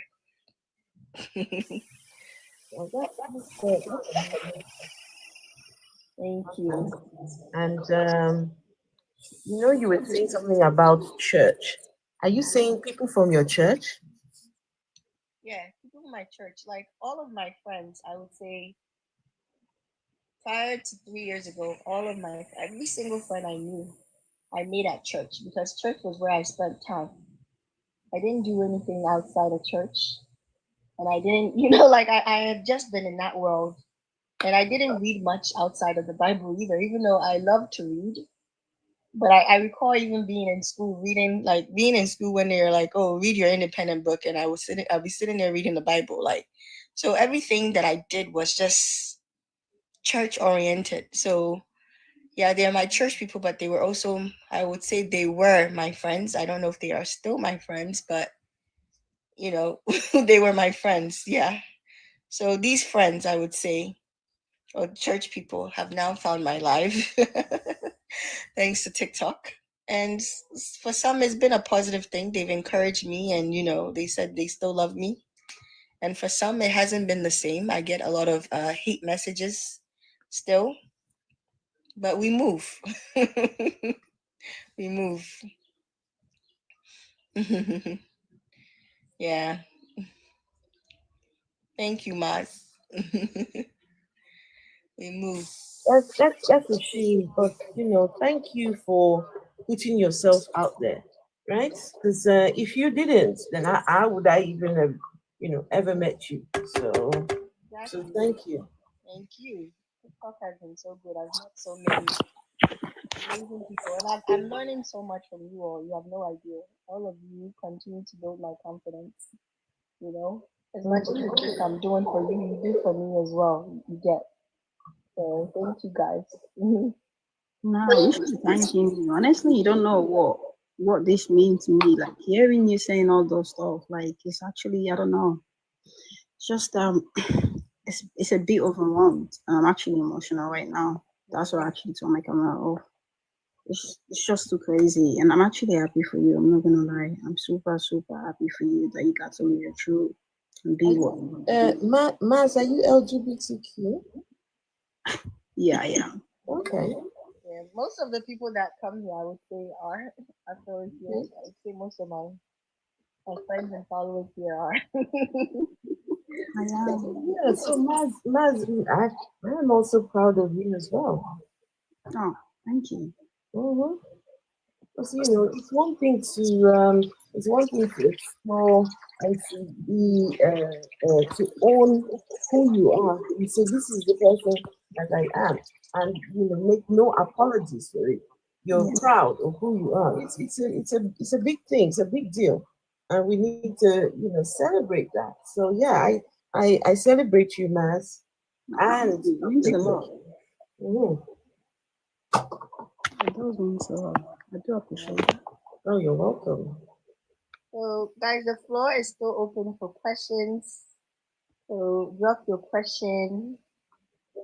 Drop your question. Hi, Isa. How are you? Hello, Ifeanyi. Good, good. You sound very far away. Sound very, very far away. Maybe it's your AirPods again. Yeah, take the AirPods off. And then if you have a question, drop it in the comments. We've been here a while. I don't want to keep my guest too long. I appreciate her time and I don't want to take too much of it. So just drop your questions real quickly for the amazing and phenomenal Afro so she can enjoy the rest of her Sunday. And thank her for me, guys. Thank her for me because time is probably of all the gifts you can give someone, your time is probably the most precious, at Yeah, least for me anyway. So I'm exactly. grateful. And Maximus, I celebrate you, especially you. I think you live in Nigeria, right, Maximus? Can you imagine living in a place where the people pretend that the LGBTQs aren't part of them, where there are laws that criminalizes who you are, and you're saying that what? No, Maximus, you are no, you deserve a lot of accolades. I said and I hope that one day the Nigerian government will open their eyes. I'm not hopeful because they're just a bunch of I don't know what to say, but I celebrate you. There is a question on YouTube by Dr. Vopin again says, question for all. What can be said about the legal situation in Uganda? The government has revoked privacy numerous times before, and does it hold any promise for decriminalization long term? Mm. For me, I feel like that's how it starts. You know what I'm saying? I feel like you give them an inch, they take a yard. You've heard that's the statement before. It starts with these little things, and like if we're not able to, we don't find a way to fight it. You know, it gets bigger. It gets bigger. So, and it's tough. It's tough, and I don't blame anyone that is in Africa that is not joining the movement. It's easy for me to sit here. I live in the U.S. So it's easy for me to sit here in the comfort of my own home and like talk to you guys like this. But I know for many of you in Africa, it's easier said than done. Your safety should be your utmost priority. And so if you're not joining the movement, I don't see you as a coward. You're not. But if you have influence and you are able to do so, don't waste it. Those of you who have family in politics, those of you with affluence, those of you with wealth and power and can do so safely, please don't sit back. Please don't sit back. Fight. It doesn't have to be big. It doesn't even have to be big. It can be something small. It can be a post. It can be even something like this platform, right? Just speaking to people. And funny enough, maybe right now you might see 30, 50 of us in here, but every time I leave TikTok will tell me that maybe 1,000 people was watching the live. They're all watching. They see, they listen. So whatever little platform you have, whatever means you have, use it to speak up, if only it is safe for you to do so. So many of you do have the safety, do have the affluence, but you choose to just turn the other ear because you are comfortable. You have your privilege. You get to live the life that you want to live. But don't sit in your comfort zone. Okay? We need to be strong in this. So the situation in Uganda is very disheartening. But as the question itself said, right, it has bigger implications because it starts like this. And if we don't, we don't catch it quick, catch it early, it exacerbates into more. That's what I have to say about it. What do you guys think? What do you guys think? On the subject of Uganda, I am completely heartbroken because uh, they the Ugandan government Mm-hmm. have more pressing issues that they could be concerning themselves with. But instead, they want to penalize people for the kind of sex they're having. They want to penalize people for their sexuality. They want to penalize up to the death penalty. They have the death penalty for aggravated sexuality. Come on, that is a travesty. There was a case of a doctor that went to Uganda, right? This doctor was from the US. She was a missionary, right? But says she's a doctor, but she wants to give her time to Uganda, right? She come to do mission work as a doctor, and but she is a children's doctor. So they started bringing children to her because yes, it's a, a white lady, looks so innocent. What harm can she do? Over 200 children were unalive because of this woman. This woman caused the death of 200 plus children in Uganda. Ask me where that woman is today, Dr. Pinky. Ask me where she is. Where is she, Afro? She's back in the US. Oh goodness. She's walking free. Look at this. The Ugandan government just said she should pay some money for like damages or something like that. So where is the law when children are put in harm's way? Where is the law when vulnerable young people are treated by these grown adults like this? But no, the government would rather be putting, they would rather spend all that money and go and do, have laws that says, oh, two people cannot sleep together. Come on now. It's crazy, But in Africa, the laws don't work. And one thing I like, the US is a lot of things. It's a lot of things, and we actually have a lot happening, especially with our current political climate. But one thing that I give it credit for is that the law is the law, and no one is above the law. But you find that in other places, particularly continent of Africa, the laws don't work. The law only works for those with affluence, those with wealth, those with connections, those with power, unfortunately. And so people get away with so much. People get away with so much. You do the wrong thing, you get caught. You let your money talk for you. You pay it monetarily. You get me? You don't pay your crime with punishment. You pay your crime with your power. You pay your crime with your money and your affluence. And it's sad. You know what I'm saying? It makes me even wonder, well, why do we even have these laws if they're not going to be upheld? You know? But we wish for better. We wish for better times. You know, try not to dwell on the negativity, because if you do, it just brings you down, and it just saps the joy out of you. You get me? So try not to dwell in it. Try to focus on the positive things that are happening in your life.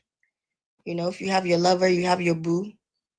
Spend time doing those things that bring you both joy. Watch the shows that give you joy, because if you are to just dwell on these things, yeah, sometimes it can just sap your energy and take the joy that you have for life. Hmm. Yeah. Any other questions, guys? It's been so great. This conversation it's just so refreshing for me. There's one more question. Mm-hmm. Same person, some open here says, question for all. Julius Malema, South Africa, donned the queer flag in support of queer people. In your experience, Mm-hmm. what has been the best approach for African countries with no queer protections or rights? Mm-hmm. The best approach. In your experience, what has been the best approach for African countries with no queer protections or rights? Mm. Hmm. The best approach for what exactly? I think maybe I didn't get the first half of the question. The best I think approach. I think it's in my opinion, I think they're trying to ask how would we approach those countries and make them understand that it's not a case of we can pray the gay away, or we can, Mm. how do we approach those countries? How do we get them to have a rethink? Mm. Mm. Mm. That's that's a big question. It's a big question, and I think it's a question that doesn't have a right or wrong answer. But there are definitely some ways that one can go about it, and I can share some, because there really isn't no right or wrong way. But for me, as someone who comes from an education background, okay, I believe in education. When they say knowledge is power, I believe it wholeheartedly. It starts with education. I think that we need to start. We really need to, like, especially in parts of Africa. You go and they're teaching religion in schools and things of that nature. But we need to start teaching the science. We need to start teaching what a variation is. If you study biology, you need to learn what a variation is. You need to know what natural selection is, right? I think that if you can have just that basic understanding of biology, then maybe, just maybe, you wouldn't find it so bizarre that someone is homosexual. You get me? Is that we lack understanding. For so many of them, I get having attraction for someone with the same sex as you is not something you can understand because you've never felt it. And I get that. I get that. But if you know, okay, that because of variation, because of natural selection, right? As species, we evolve. We evolve so that we can survive. And if you ask me, homosexuality, it's a clear variation. It is a clear variation in biology. Because if all of us, okay, if all of us were heterosexuals and if all of us were reproducing, if all of us were doing all of those things, we wouldn't survive. There's a clear logic in science. There's a clear logic in biology for why some of us are homosexuals. And if you just look around you in nature, you'll see that some animals are naturally homosexuals. Some animals are naturally bisexuals. Some are even asexuals and can engage in asexual reproduction. These things are there. And if you open your eyes and not let the book limit you, not let the Bible limit you, you can see. So I believe knowledge is power. It starts with educating masses. And I think for a lot of you, also speak up and use yourself as an example. There are people who I've met and I've had in conversations with them and I've engaged with them. And then later on, they come to find out that, ooh, I'm a queer woman. And you're like, whoa, so queer women are like you? Yes, queer women are like me. Some of them even expect all of us to be butches, dressed in a certain type of way. They don't even expect us to be feminine presenting and to be soft and womanly. So you use your life to teach them. Teach them. Let them know that we can be just as kind, that we can be just as sweet, and we can be just as intelligent, we can be just as soft, and we're not different from them. Use yourself as an example. Whenever you are given a chance to educate someone who may not, do it. There was a time in my life where people would make comments about homosexuals and I would just keep quiet. And I regret those times because those were teachable moments for me. Those were teachable moments for me to say something, for me to open someone's brain, for me to begin that process of understanding for someone. So whenever you are given a chance, if you are a person that is queer, make sure that you use yourself first. Make sure that you begin to start educating in your own way, in your own little way. So I would say education. I would say with us also doing our own activism. And what else?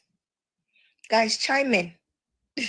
Chime in. I see Afro Atheists have put something on the board.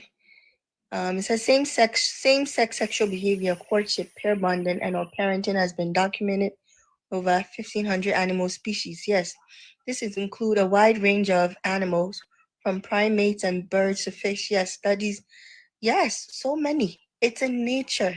It's out there. It's already out there, but the knowledge is lacking. The education is lacking. So if you meet somebody that doesn't understand, teach them. You know what I'm saying? Screenshot something like this that Afro have on the board and send it to them. Send it to them. And another thing I want to say is do it in kindness. Do it in kindness. You don't need to stoop down to their level. Okay? If obviously if anyone outrightly disrespect you, you have a right to defend yourself. But you don't have to stoop to their level. You don't have to engage in that back talk of, insults. It's not necessary. Educate them in love, educate them in kindness, but always educate. Don't turn the other cheeks. Don't, what am I even saying? Don't ignore. Turn the other cheek. So, Aproko Sweet in the comments said that we are yeah people. Holy Ghost fire. Your Holy Ghost fire cannot do anything. Your Holy Ghost fire now, mumu fire, can't do nothing. These are people just trying to live their existence. These are people just trying to be themselves. Holy Ghost fire, where? The Holy Ghost fire will burn the Holy Ghost. So your Holy Ghost better be careful. You see. So no Holy Ghost fire over here. And it's just crazy. Holy Ghost fire, as if that would do anything. Very mumu Holy Ghost fire. Anyway, let me just quickly talk about the thing I put here. So same-sex behavior, sexual behavior.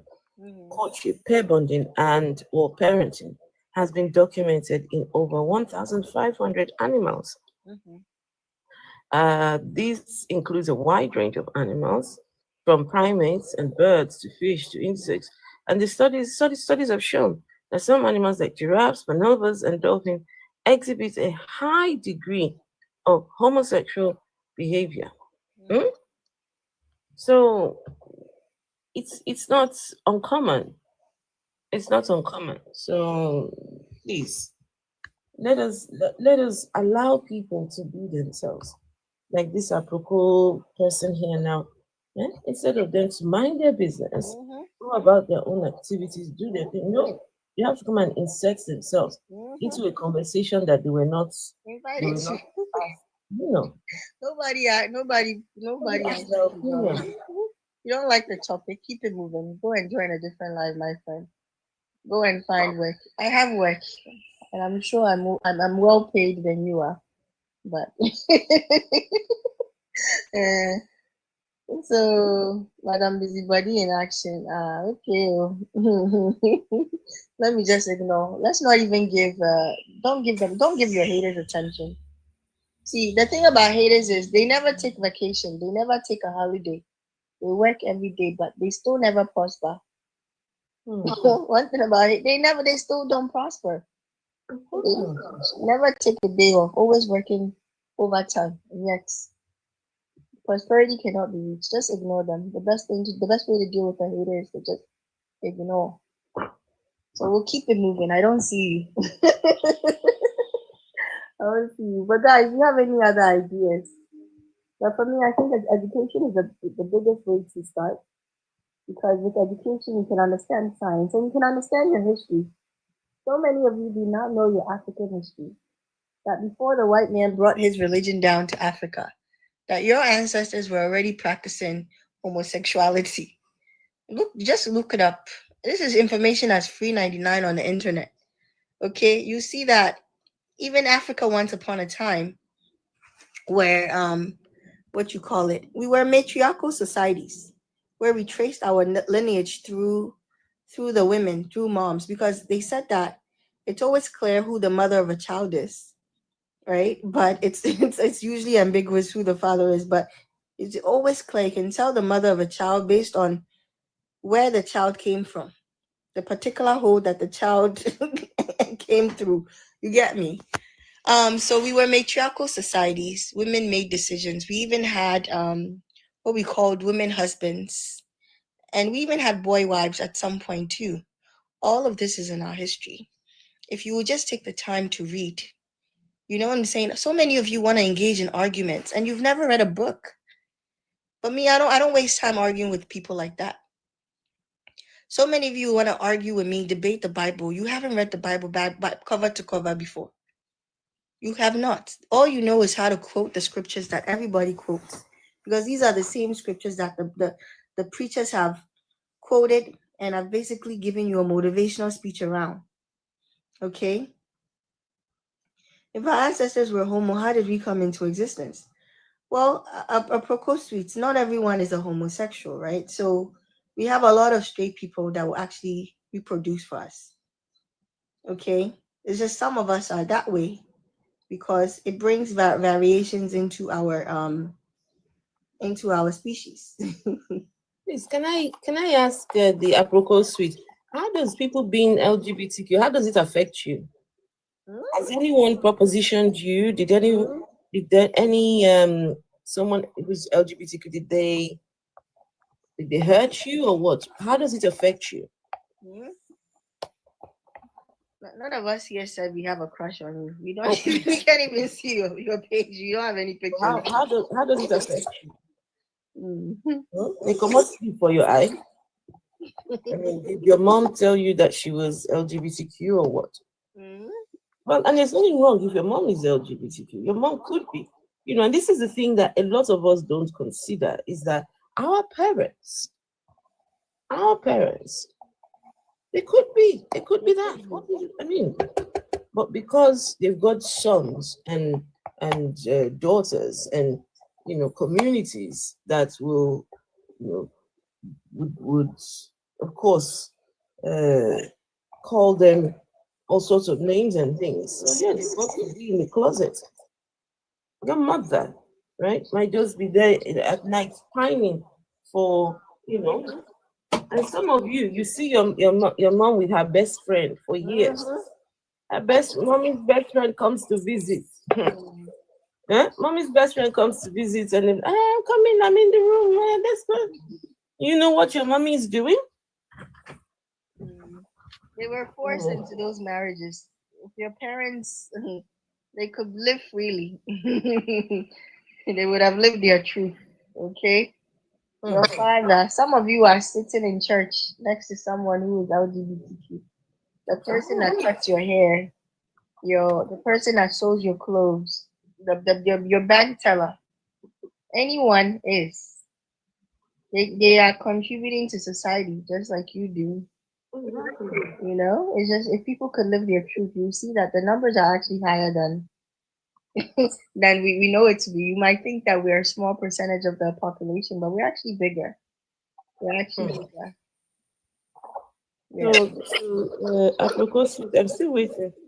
How does it affect you? What is it about the LGBTQ that bothers you so much? Did someone try to proposition you or what? Because I don't know why someone who isn't LGBTQ or isn't affected by it, why they would be so hateful and so bigoted, right? They become these dreadful humans when they do worse. They do worse than people who are LGBTQ. They definitely do right. I don't know. It doesn't pay your bill. It doesn't concern you. I like that song. That line goes. I don't owe anybody an explanation. I don't need anybody's motivation. My happiness concerns me. It doesn't concern you. I love that song so much. It doesn't concern you. You're not the one that I'm sleeping with, are you? Even if when the LGBT, when they know that you think they want, it's not somebody like you that they're looking for. It's not somebody like you. You are the least of their desires. They look at you and think you're gross. So allow people to be themselves. In fact, some men are married to lesbians. Some women are married to gay people. But because they of course are homophobes, so they don't know. Yeah, they don't know. And I know these people message me all the time. I get messages from women who are suffering in marriages they do not want to be in, but they don't know how to get out. I have stories, right, about people who were married. I remember it was going back years ago.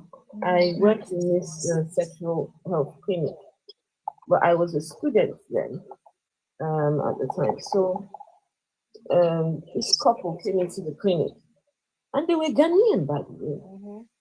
The man says it was a Ghanaian prince. Anyway, the two walked in, and they said they want to have their sexual health screening done. So in this clinic, when a husband and wife come in, or partners, they never let the two of them do their tests together because they want honesty. They want you to be able to tell what sort of history you've got, so they know what tests to run. They know what tests to do, carry out.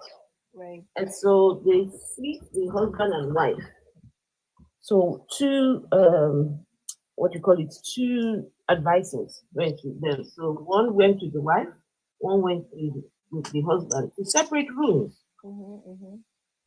Within minutes, the one who went in with the man, he came back to our staff room And he was all red in his face. He said, "Oh God, he's got a situation, needs help with." Again, everybody was like, "Okay, what can we do for you?" Because this was like the room where all the advisors gather and wait when they have the clients. They go and pick up the paper and go call them, and So anyway, we're all sat there. He says he's got an issue. So as soon as he got into that room with the man said to him, "Look, I'm HIV positive. I've done my test last week, but I do not know how to break it to my wife. So I've decided to bring her here so we can test. And please, I need it to look like I discovered while I'm here." Right? He said he's a gay man. He has been gay for a long time, but because of family obligations, he's a prince, and so his Ghanaian family have arranged for him a lady, which is that lady that he's with, and he had no choice for the benefit of the two families and everything. So he went. He was here in the UK doing his thing. He was living his gay self, right? Living his true gay self. But after, when the family said, "Oh, you've got to come and marry your wife," and so he went back, went and married her, and then brought her to the UK. But he was still seeing other men. He was still seeing men, still, and that's where he caught the thing. So, but all this information you cannot divulge to the wife. The only thing he wants is for us to say to the wife, "Oh, while testing," because they've got the rapid test, right? The rapid test that tells you, "Hey, NJ." So the rapid test that tells you your results immediately. So anyway, that's what he wanted, and that's what they did. But thankfully, if anyone is asking, thankfully, the wife, her result came back negative. So if that's anything, but I said all of that to say, can you imagine? Because of family expectations, this man had no business marrying this lady. He had no business marrying her. And you should see them. They were in their 20s. Late 20s, a gorgeous couple. You see the grace and air with which they come into the clinic that day. I wrote my essays about the two of them because I was so intrigued. I needed to know what the outcome was. It's such a beautiful couple. But hey, he has to be a dishonest person, and it is not the business of the clinic to tell the lady that he is bisexual or what he's been getting up to. All he wants is just to reveal to the woman that he's come to the clinic and she's gone. While she was tested negative, while she tested negative, his test came back positive. The clinic they worked with him, and did that, revealed it to her.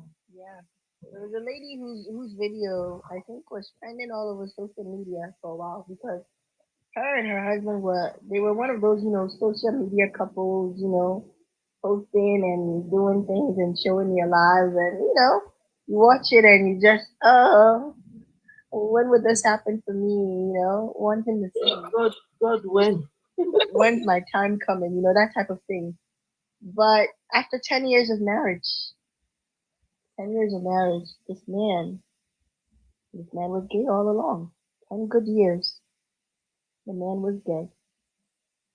And, the way she found out wasn't pleasant either. It's like a popular couple online. Yeah, it was online. Her name is not coming to me, but it was trending. She had a video. She made several videos about it. She was crying. They have people have been forwarding and sharing. Her name isn't coming to me, but if it comes to me, I'll drop it. It was such a big thing.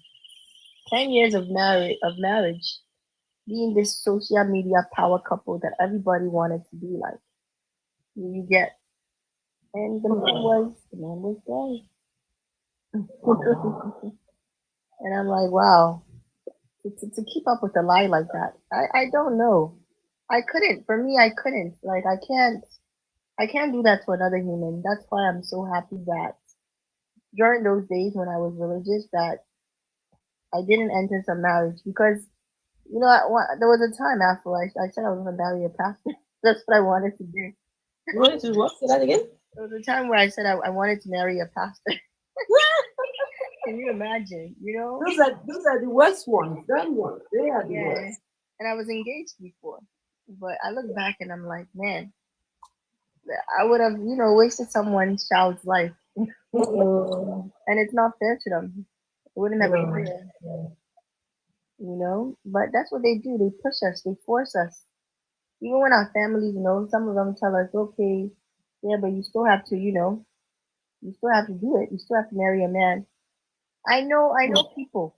I don't want to name anybody for personal reasons, but I know people whose family members know they were doing this when they were in high school or whatever, and they're like, yeah, you are, but at the end of the day, you still have to marry a man. So go ahead and do it. Who does it benefit? Who does it benefit? What was the benefit? You know? There's so many people in marriages, Mhm. in relationships that are very unhappy Mhm. because they can't be themselves. They can't. It's like putting yourself. You talk about hell and heaven, but you've created. I believe you create your heaven and hell right here. Some of Exactly. you Your already in heaven hell. on earth. Some of you are already in hell. They marry each other all the time. Hmm. In Atlanta, it happens all the time. Atlanta is like the mecca for gay men. If you meet a man in Atlanta, forgive me, but please do your due diligence because a lot of them will marry you to cover up, as Sweet G is saying. They're on a DL. They're down low men. You get me? And there are a lot of down low women too. I know because they've approached me. A lot of down low women have tried to date me. They've tried to enter relationships with me, and I'm like, you have to solve this. You have to resolve this situation first. You get me? Well, I can sympathize with you, and I can understand. What led you to your decision. You have to also sort your situation out. Mhm. And at the end of the day, you are not happy, and you're now chasing someone's daughter because you're not happy in your marriage. Mm. It's your own doing. It's your own doing. It happened to you, Sweet G? Yeah, tell us about it. You can tell us in a comment or you can request and come up. Yeah, it happens, and that's why I sympathize with people because it could have easily been me. Trust me. I told you I was engaged. By now, you guys would have seen Pinky. I would have been married. Yeah, if your Pinky would have been married, oh, they don't know they're putting your own brothers, sisters, mothers in the. They are definitely doing that. Pinky would have been out here saying, "Oh, I'm a happily married woman. I'm a happily married woman." But meanwhile, there's no happily married. They're not happily married. Most of these people. Nana also said I was also engaged. Okay, Wow. tell us about your experience. Yeah, so many of us. It just we were this close.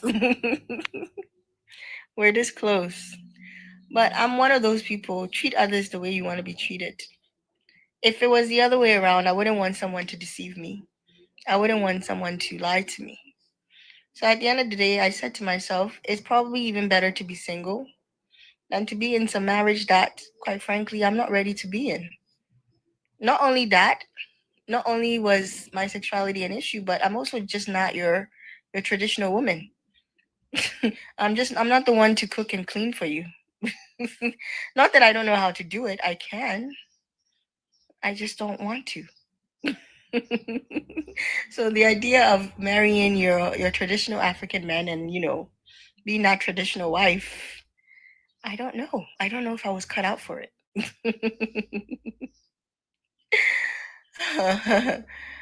So I guess at the end of the day, it worked out for all of us. Yeah, but I would love to hear you guys' stories. Those of you that were engaged and stuff. Tell me your stories. Like, share with me. Let's share with one another. Let's bond over it. Imagine. Yeah, some of them do it. They do it because they're like, okay, just do it. At the end of the day, if they call wives, you know you're a wife. Just have a child. If they call mothers, you know you're also a mother. But what's the point? For who and for what? Yeah, Amber also says I was engaged once to a man and once to a woman. Okay, so I'm not the only one. We've all been down the route before. But all at the end of the day is all to please somebody. You know, living for others is like living in a prison. It's like you're in a prison. You're so restricted. You know, but none of these people, if excuse me to say, today they say you had to leave this earth. None of them will be willing to take your place and say, you know what, I'm gonna leave this earth on your behalf, or I'm gonna unalive myself on your behalf. No one will do that for you. So why are you letting these people dictate how you should live? How are you letting someone decide who you should love, when you should marry, whether or not you should have kids? Why are you letting these people dictate that for you? If they cannot take their own life for you, then they should not live your life for you. You get me? So many of us are having children too out of pressure, and the children are the ones that are suffering. How many of us have so much trauma? So much trauma from our parents because our parents were not cut out. Our parents were not fit. It is not every woman that has that maternal instinct. It is not every woman that has the emotional intelligence to raise another human. But out of pressure, they've been forced to marry and have kids. And the children are the ones suffering. They're living with that trauma. And these are the children that are supposed to shape the future and build the future.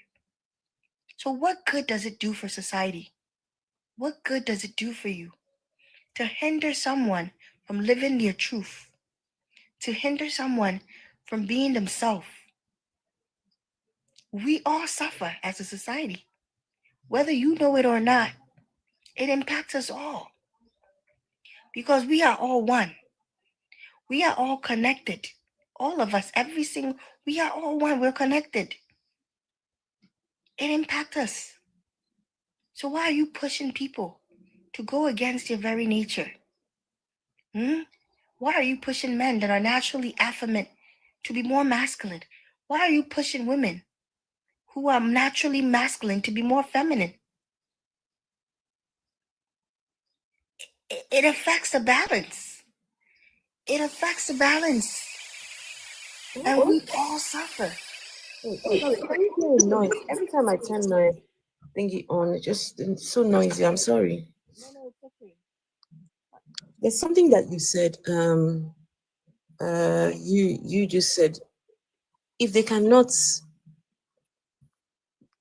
take their lives for you, why do they get to live your life for you? Exactly, Afro. Why? You know? I don't know why my microphone is sounding the way it is. Let me drop down and come back up. Yeah, no worries. You know? If today they said today is your last day, which of your friends and which of your family members will be ready to take that burden off of you and say, you know what, Ganyo, you know what, Jay, you know what, Amber, Isa, AJ, let me take this burden off of you. Let me end my life today for you. Which of them will line up to do so? None of them. So why do these people get to tell you who you should love? Why do these people get to tell you how you should dress and who you should be with? If at the end of the day, if the rules were reversed and it had to be the other way around, they will not take a bullet for you. Why? And at the end of the day, people talk. If you do good, people talk. If you do bad, you could talk. So just do what is in your heart. Because people are always going to have something to say. Your haters will hate you and your lovers will love you. It's as simple as that. Those that want to love you will love you. And those that want to hate you will hate you. You don't even have to try. I have haters and I don't know what I've done to them. I didn't have to do anything to try. So just be you. Do what you feel is in your heart to be right. Do it all the time. Do it. Right? You're over here thinking about a hell in the foreseen future, but you've already created hell right here on earth for yourself. Hmm? You want to kiss a woman, but you're afraid to. That is hell. But when you kiss that woman, I can tell you it is heaven. Shout out to those of us who have kissed women. Okay? Because that feeling is unmatched. That feeling is unmatched. You know it. When you love that woman and she's beautiful and you want to be with her and you finally get her, tell me that's not heaven on earth. Those of us who've experienced it, tell your truth.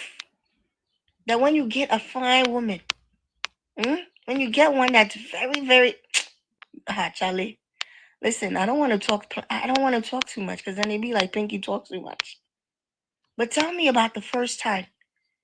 Tell me about the first experience. Chai, Mimi, that first experience, yeah? When you've been crushing on that person, you can't wait to be with them. And goodness Lord, they tell you they feel the same.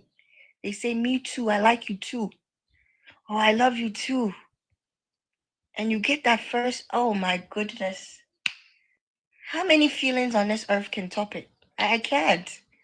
There are very few feelings maybe I can top it. Maybe that feeling of when it's very cold and you get that nice hot water on your body, yeah. That one too, they be. That one too is a nice feeling. Yeah, yeah, yeah. Or when you're very hungry and you get your favorite food, that one too is a nice one. Or when you really have to pee and you finally get to pee, that too is a nice feeling. But there are very few feelings that can top that feeling. Those of us who are queer women or queers in general, when you've been crushing on that person of the same gender, and they finally say, you know what, I like you too. Goodness Lord, that first moment of embrace, that first moment of touch. Goodness, tell me that is not your heaven. Tell me that is not heaven on earth. Instead of choosing that feeling, you choose a hell. You deny yourself. Because what? The Bible says, deny your flesh. Deny your flesh and take up the cross. That statement in itself is problematic. How do you deny your biology? Huh? Your body is designed to crave certain things. For us women, when it's almost the time of the month, that week leading into your cycle, your mind doesn't even have to do that work for you. Your body is already doing that work. Your body is already orchestrated in that moment to feel a bit more excitement. Your biology is designed, okay, before that time of the month, because those eggs that live in your body, those eggs want to meet something. So naturally for you, you're a bit more excited at that time. That is biology. But how do you tell someone to deny their flesh? To make a statement like that is to deny your very essence, to go against the way in which you were created, to go against the way you were constructed. That feeling that you feel is innate. It's there. You never asked for it. So how do you tell someone to deny their flesh? How? For some of us, it has medical implications. You need to release sometimes for your mental health. You know, it's actually for your own well-being sometimes. Tana is medicine sometimes. Although too much of everything is bad. You guys need to be careful. And not just be going around willy-nilly. Don't go and say, Dr. Pinky said I should be engaging in Tana. No. With sense, of course. But it's medicine. It's healing. All of that is necessary for your being. So deny your flesh. To what end? To what means? And to achieve what? Create your heaven right here. Create your heaven right here. And when you fail to do so, you're already in hell. That hell that you are afraid of, you have created it because you are depriving yourself. You are depriving yourself. It's the same as to be thirsty and not drink. To be hungry and not eat. That is what it's like. Because you are avoiding something that is natural and it's in you. Okay? When you are thirsty, no one has to tell you that you drink water. When you are hungry, no one has to tell you to eat food. When you are sick, no one has to tell you to get treatment. So why is it that you feel this thing? Why? And you're depriving yourself. Why? Answer me, why? How long are you going to keep doing this to yourself? And what do you hope to achieve?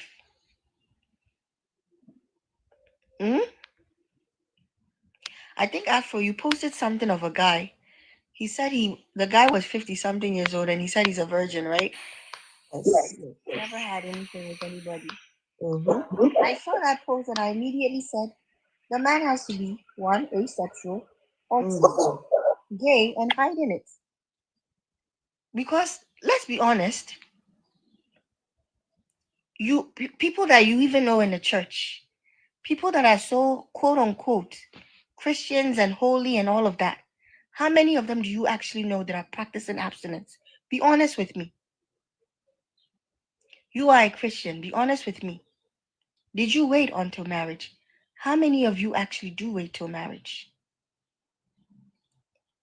And if you waited till marriage, can you confidently and boldly tell me that you did not engage in master, I don't want to say the word because this TikTok is, huh? You want to tell me that you didn't do tana with yourself, with your hand? That you did not have the lotion in your room or the Vaseline next to your bed? Tell your truth. Tell your truth. The men here, I'm talking to you. The men here, I'm talking to you. How many do you know and actually wait for marriage? And if they waited for marriage, huh? Tell me that they didn't do that. You get. Tell me. It's not possible. Thank you, sweet G. Because the body, it's biology, it's not me saying anything. You can keep a child off social media, any sort of media, whatever. When that child grows up to a certain age, naturally, that child will have certain feelings. That child will have certain thoughts. They don't have to watch any sort of TV show or nothing. These little boys, when they get to a teenage age, will naturally start to have what they call, I want to say water dreams. I don't want to say the word. But it's W, you know what I'm saying? It's a W word too. They start having water dreams because their body is biologically designed to do that. Mm? You can't cheat nature. That's why when these people make the argument that, oh, these LGBTQ people are going to turn our children gay and they're going to do this, No, we're not.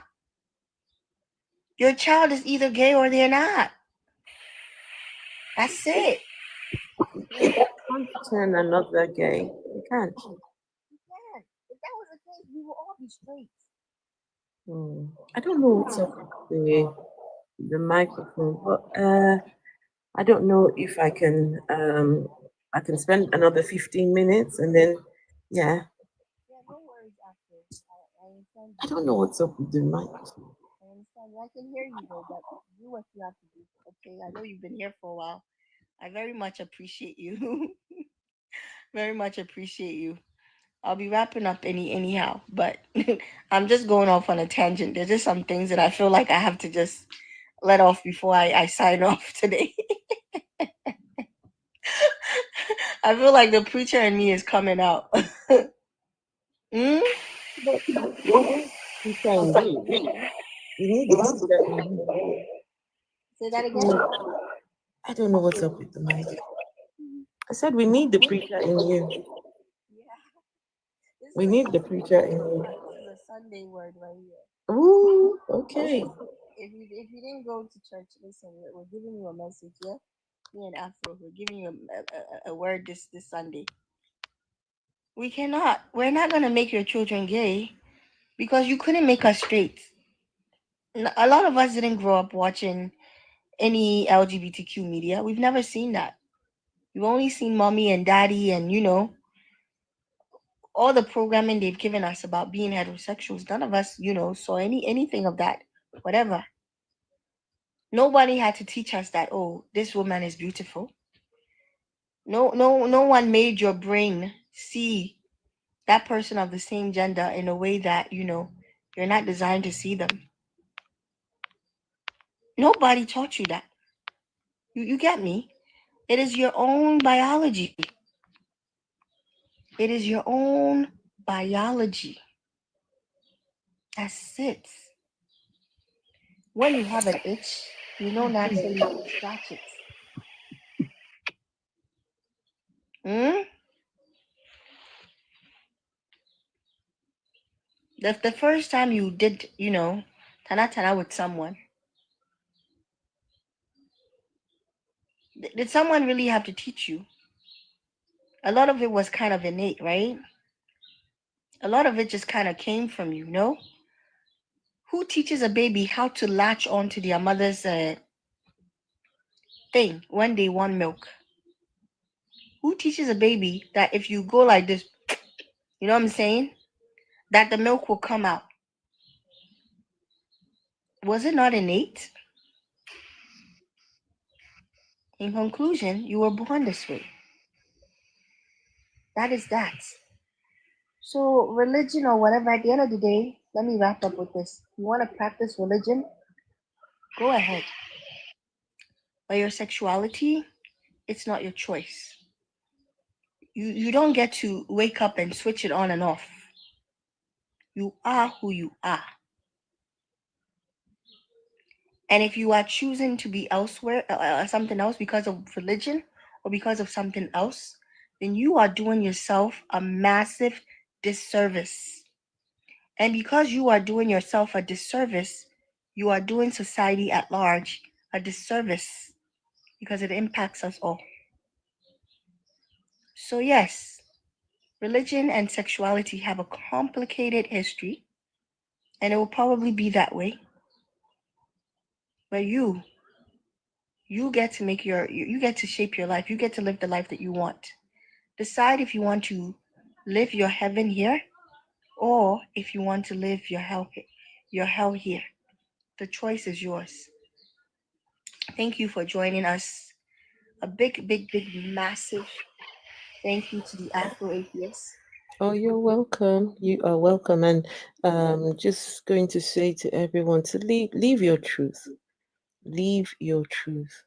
But please be safe out there. Make sure that it is safe to live your truth. If it is not safe to live your truth, please keep yourself safe. Right? Your safety first, especially if you live in countries that are not friendly towards the LGBTQ.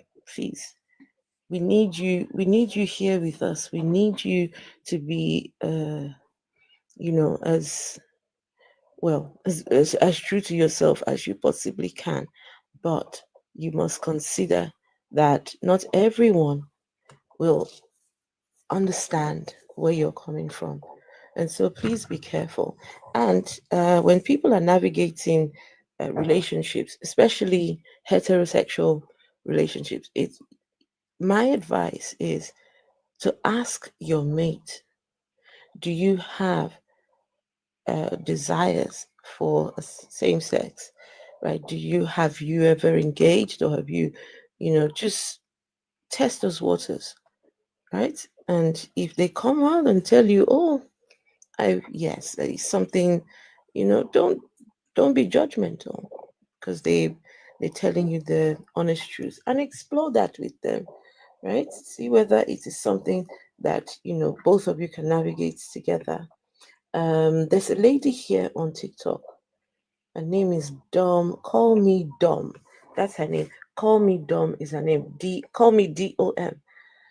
She is married to a man, but she came out and told her husband that she is a lesbian as well, right? She likes sleeping with women, and so now the husband lets her go on a dating app, and she's met somebody.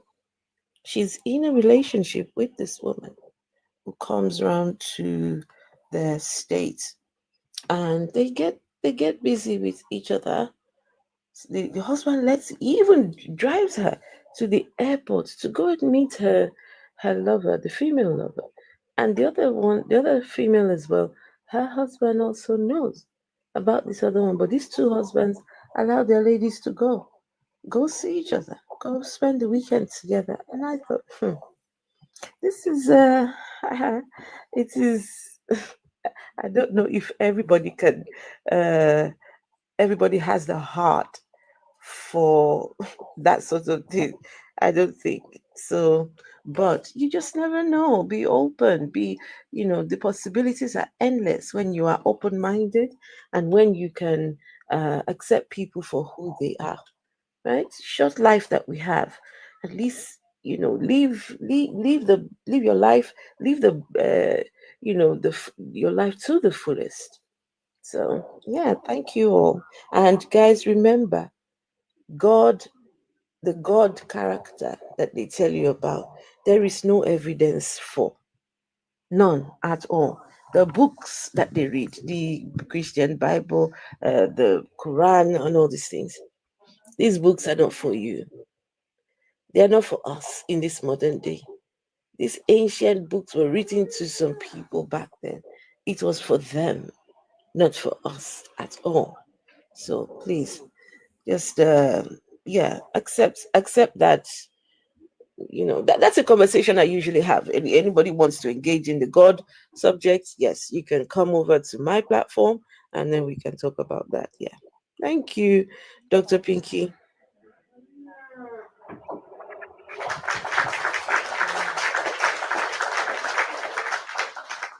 her. Her stuff is great, and the discussion it gets better. So join her and stuff.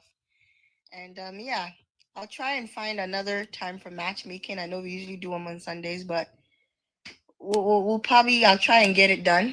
Probably tomorrow. I'm off tomorrow, so maybe I'll probably do it then. But we have our next scheduled event in 2 weeks. I'm just trying to confirm with the guest, so look out for that as well. Keep checking the page. Check the page because TikTok usually don't promote these type of things on the FYP. So the flyers don't really get out there like that. Thank you. Is it Mer? Thank you for the gift. So make sure you're checking my page for and my stories as well for when the next events are happening. I appreciate you guys supporting us and being here to learn. We hope this message went to the right ear. Have a good week ahead. Don't do anything I wouldn't do, and don't do anything that I would do. Big kisses. Bye, Dr. Pinky. Bye, everyone.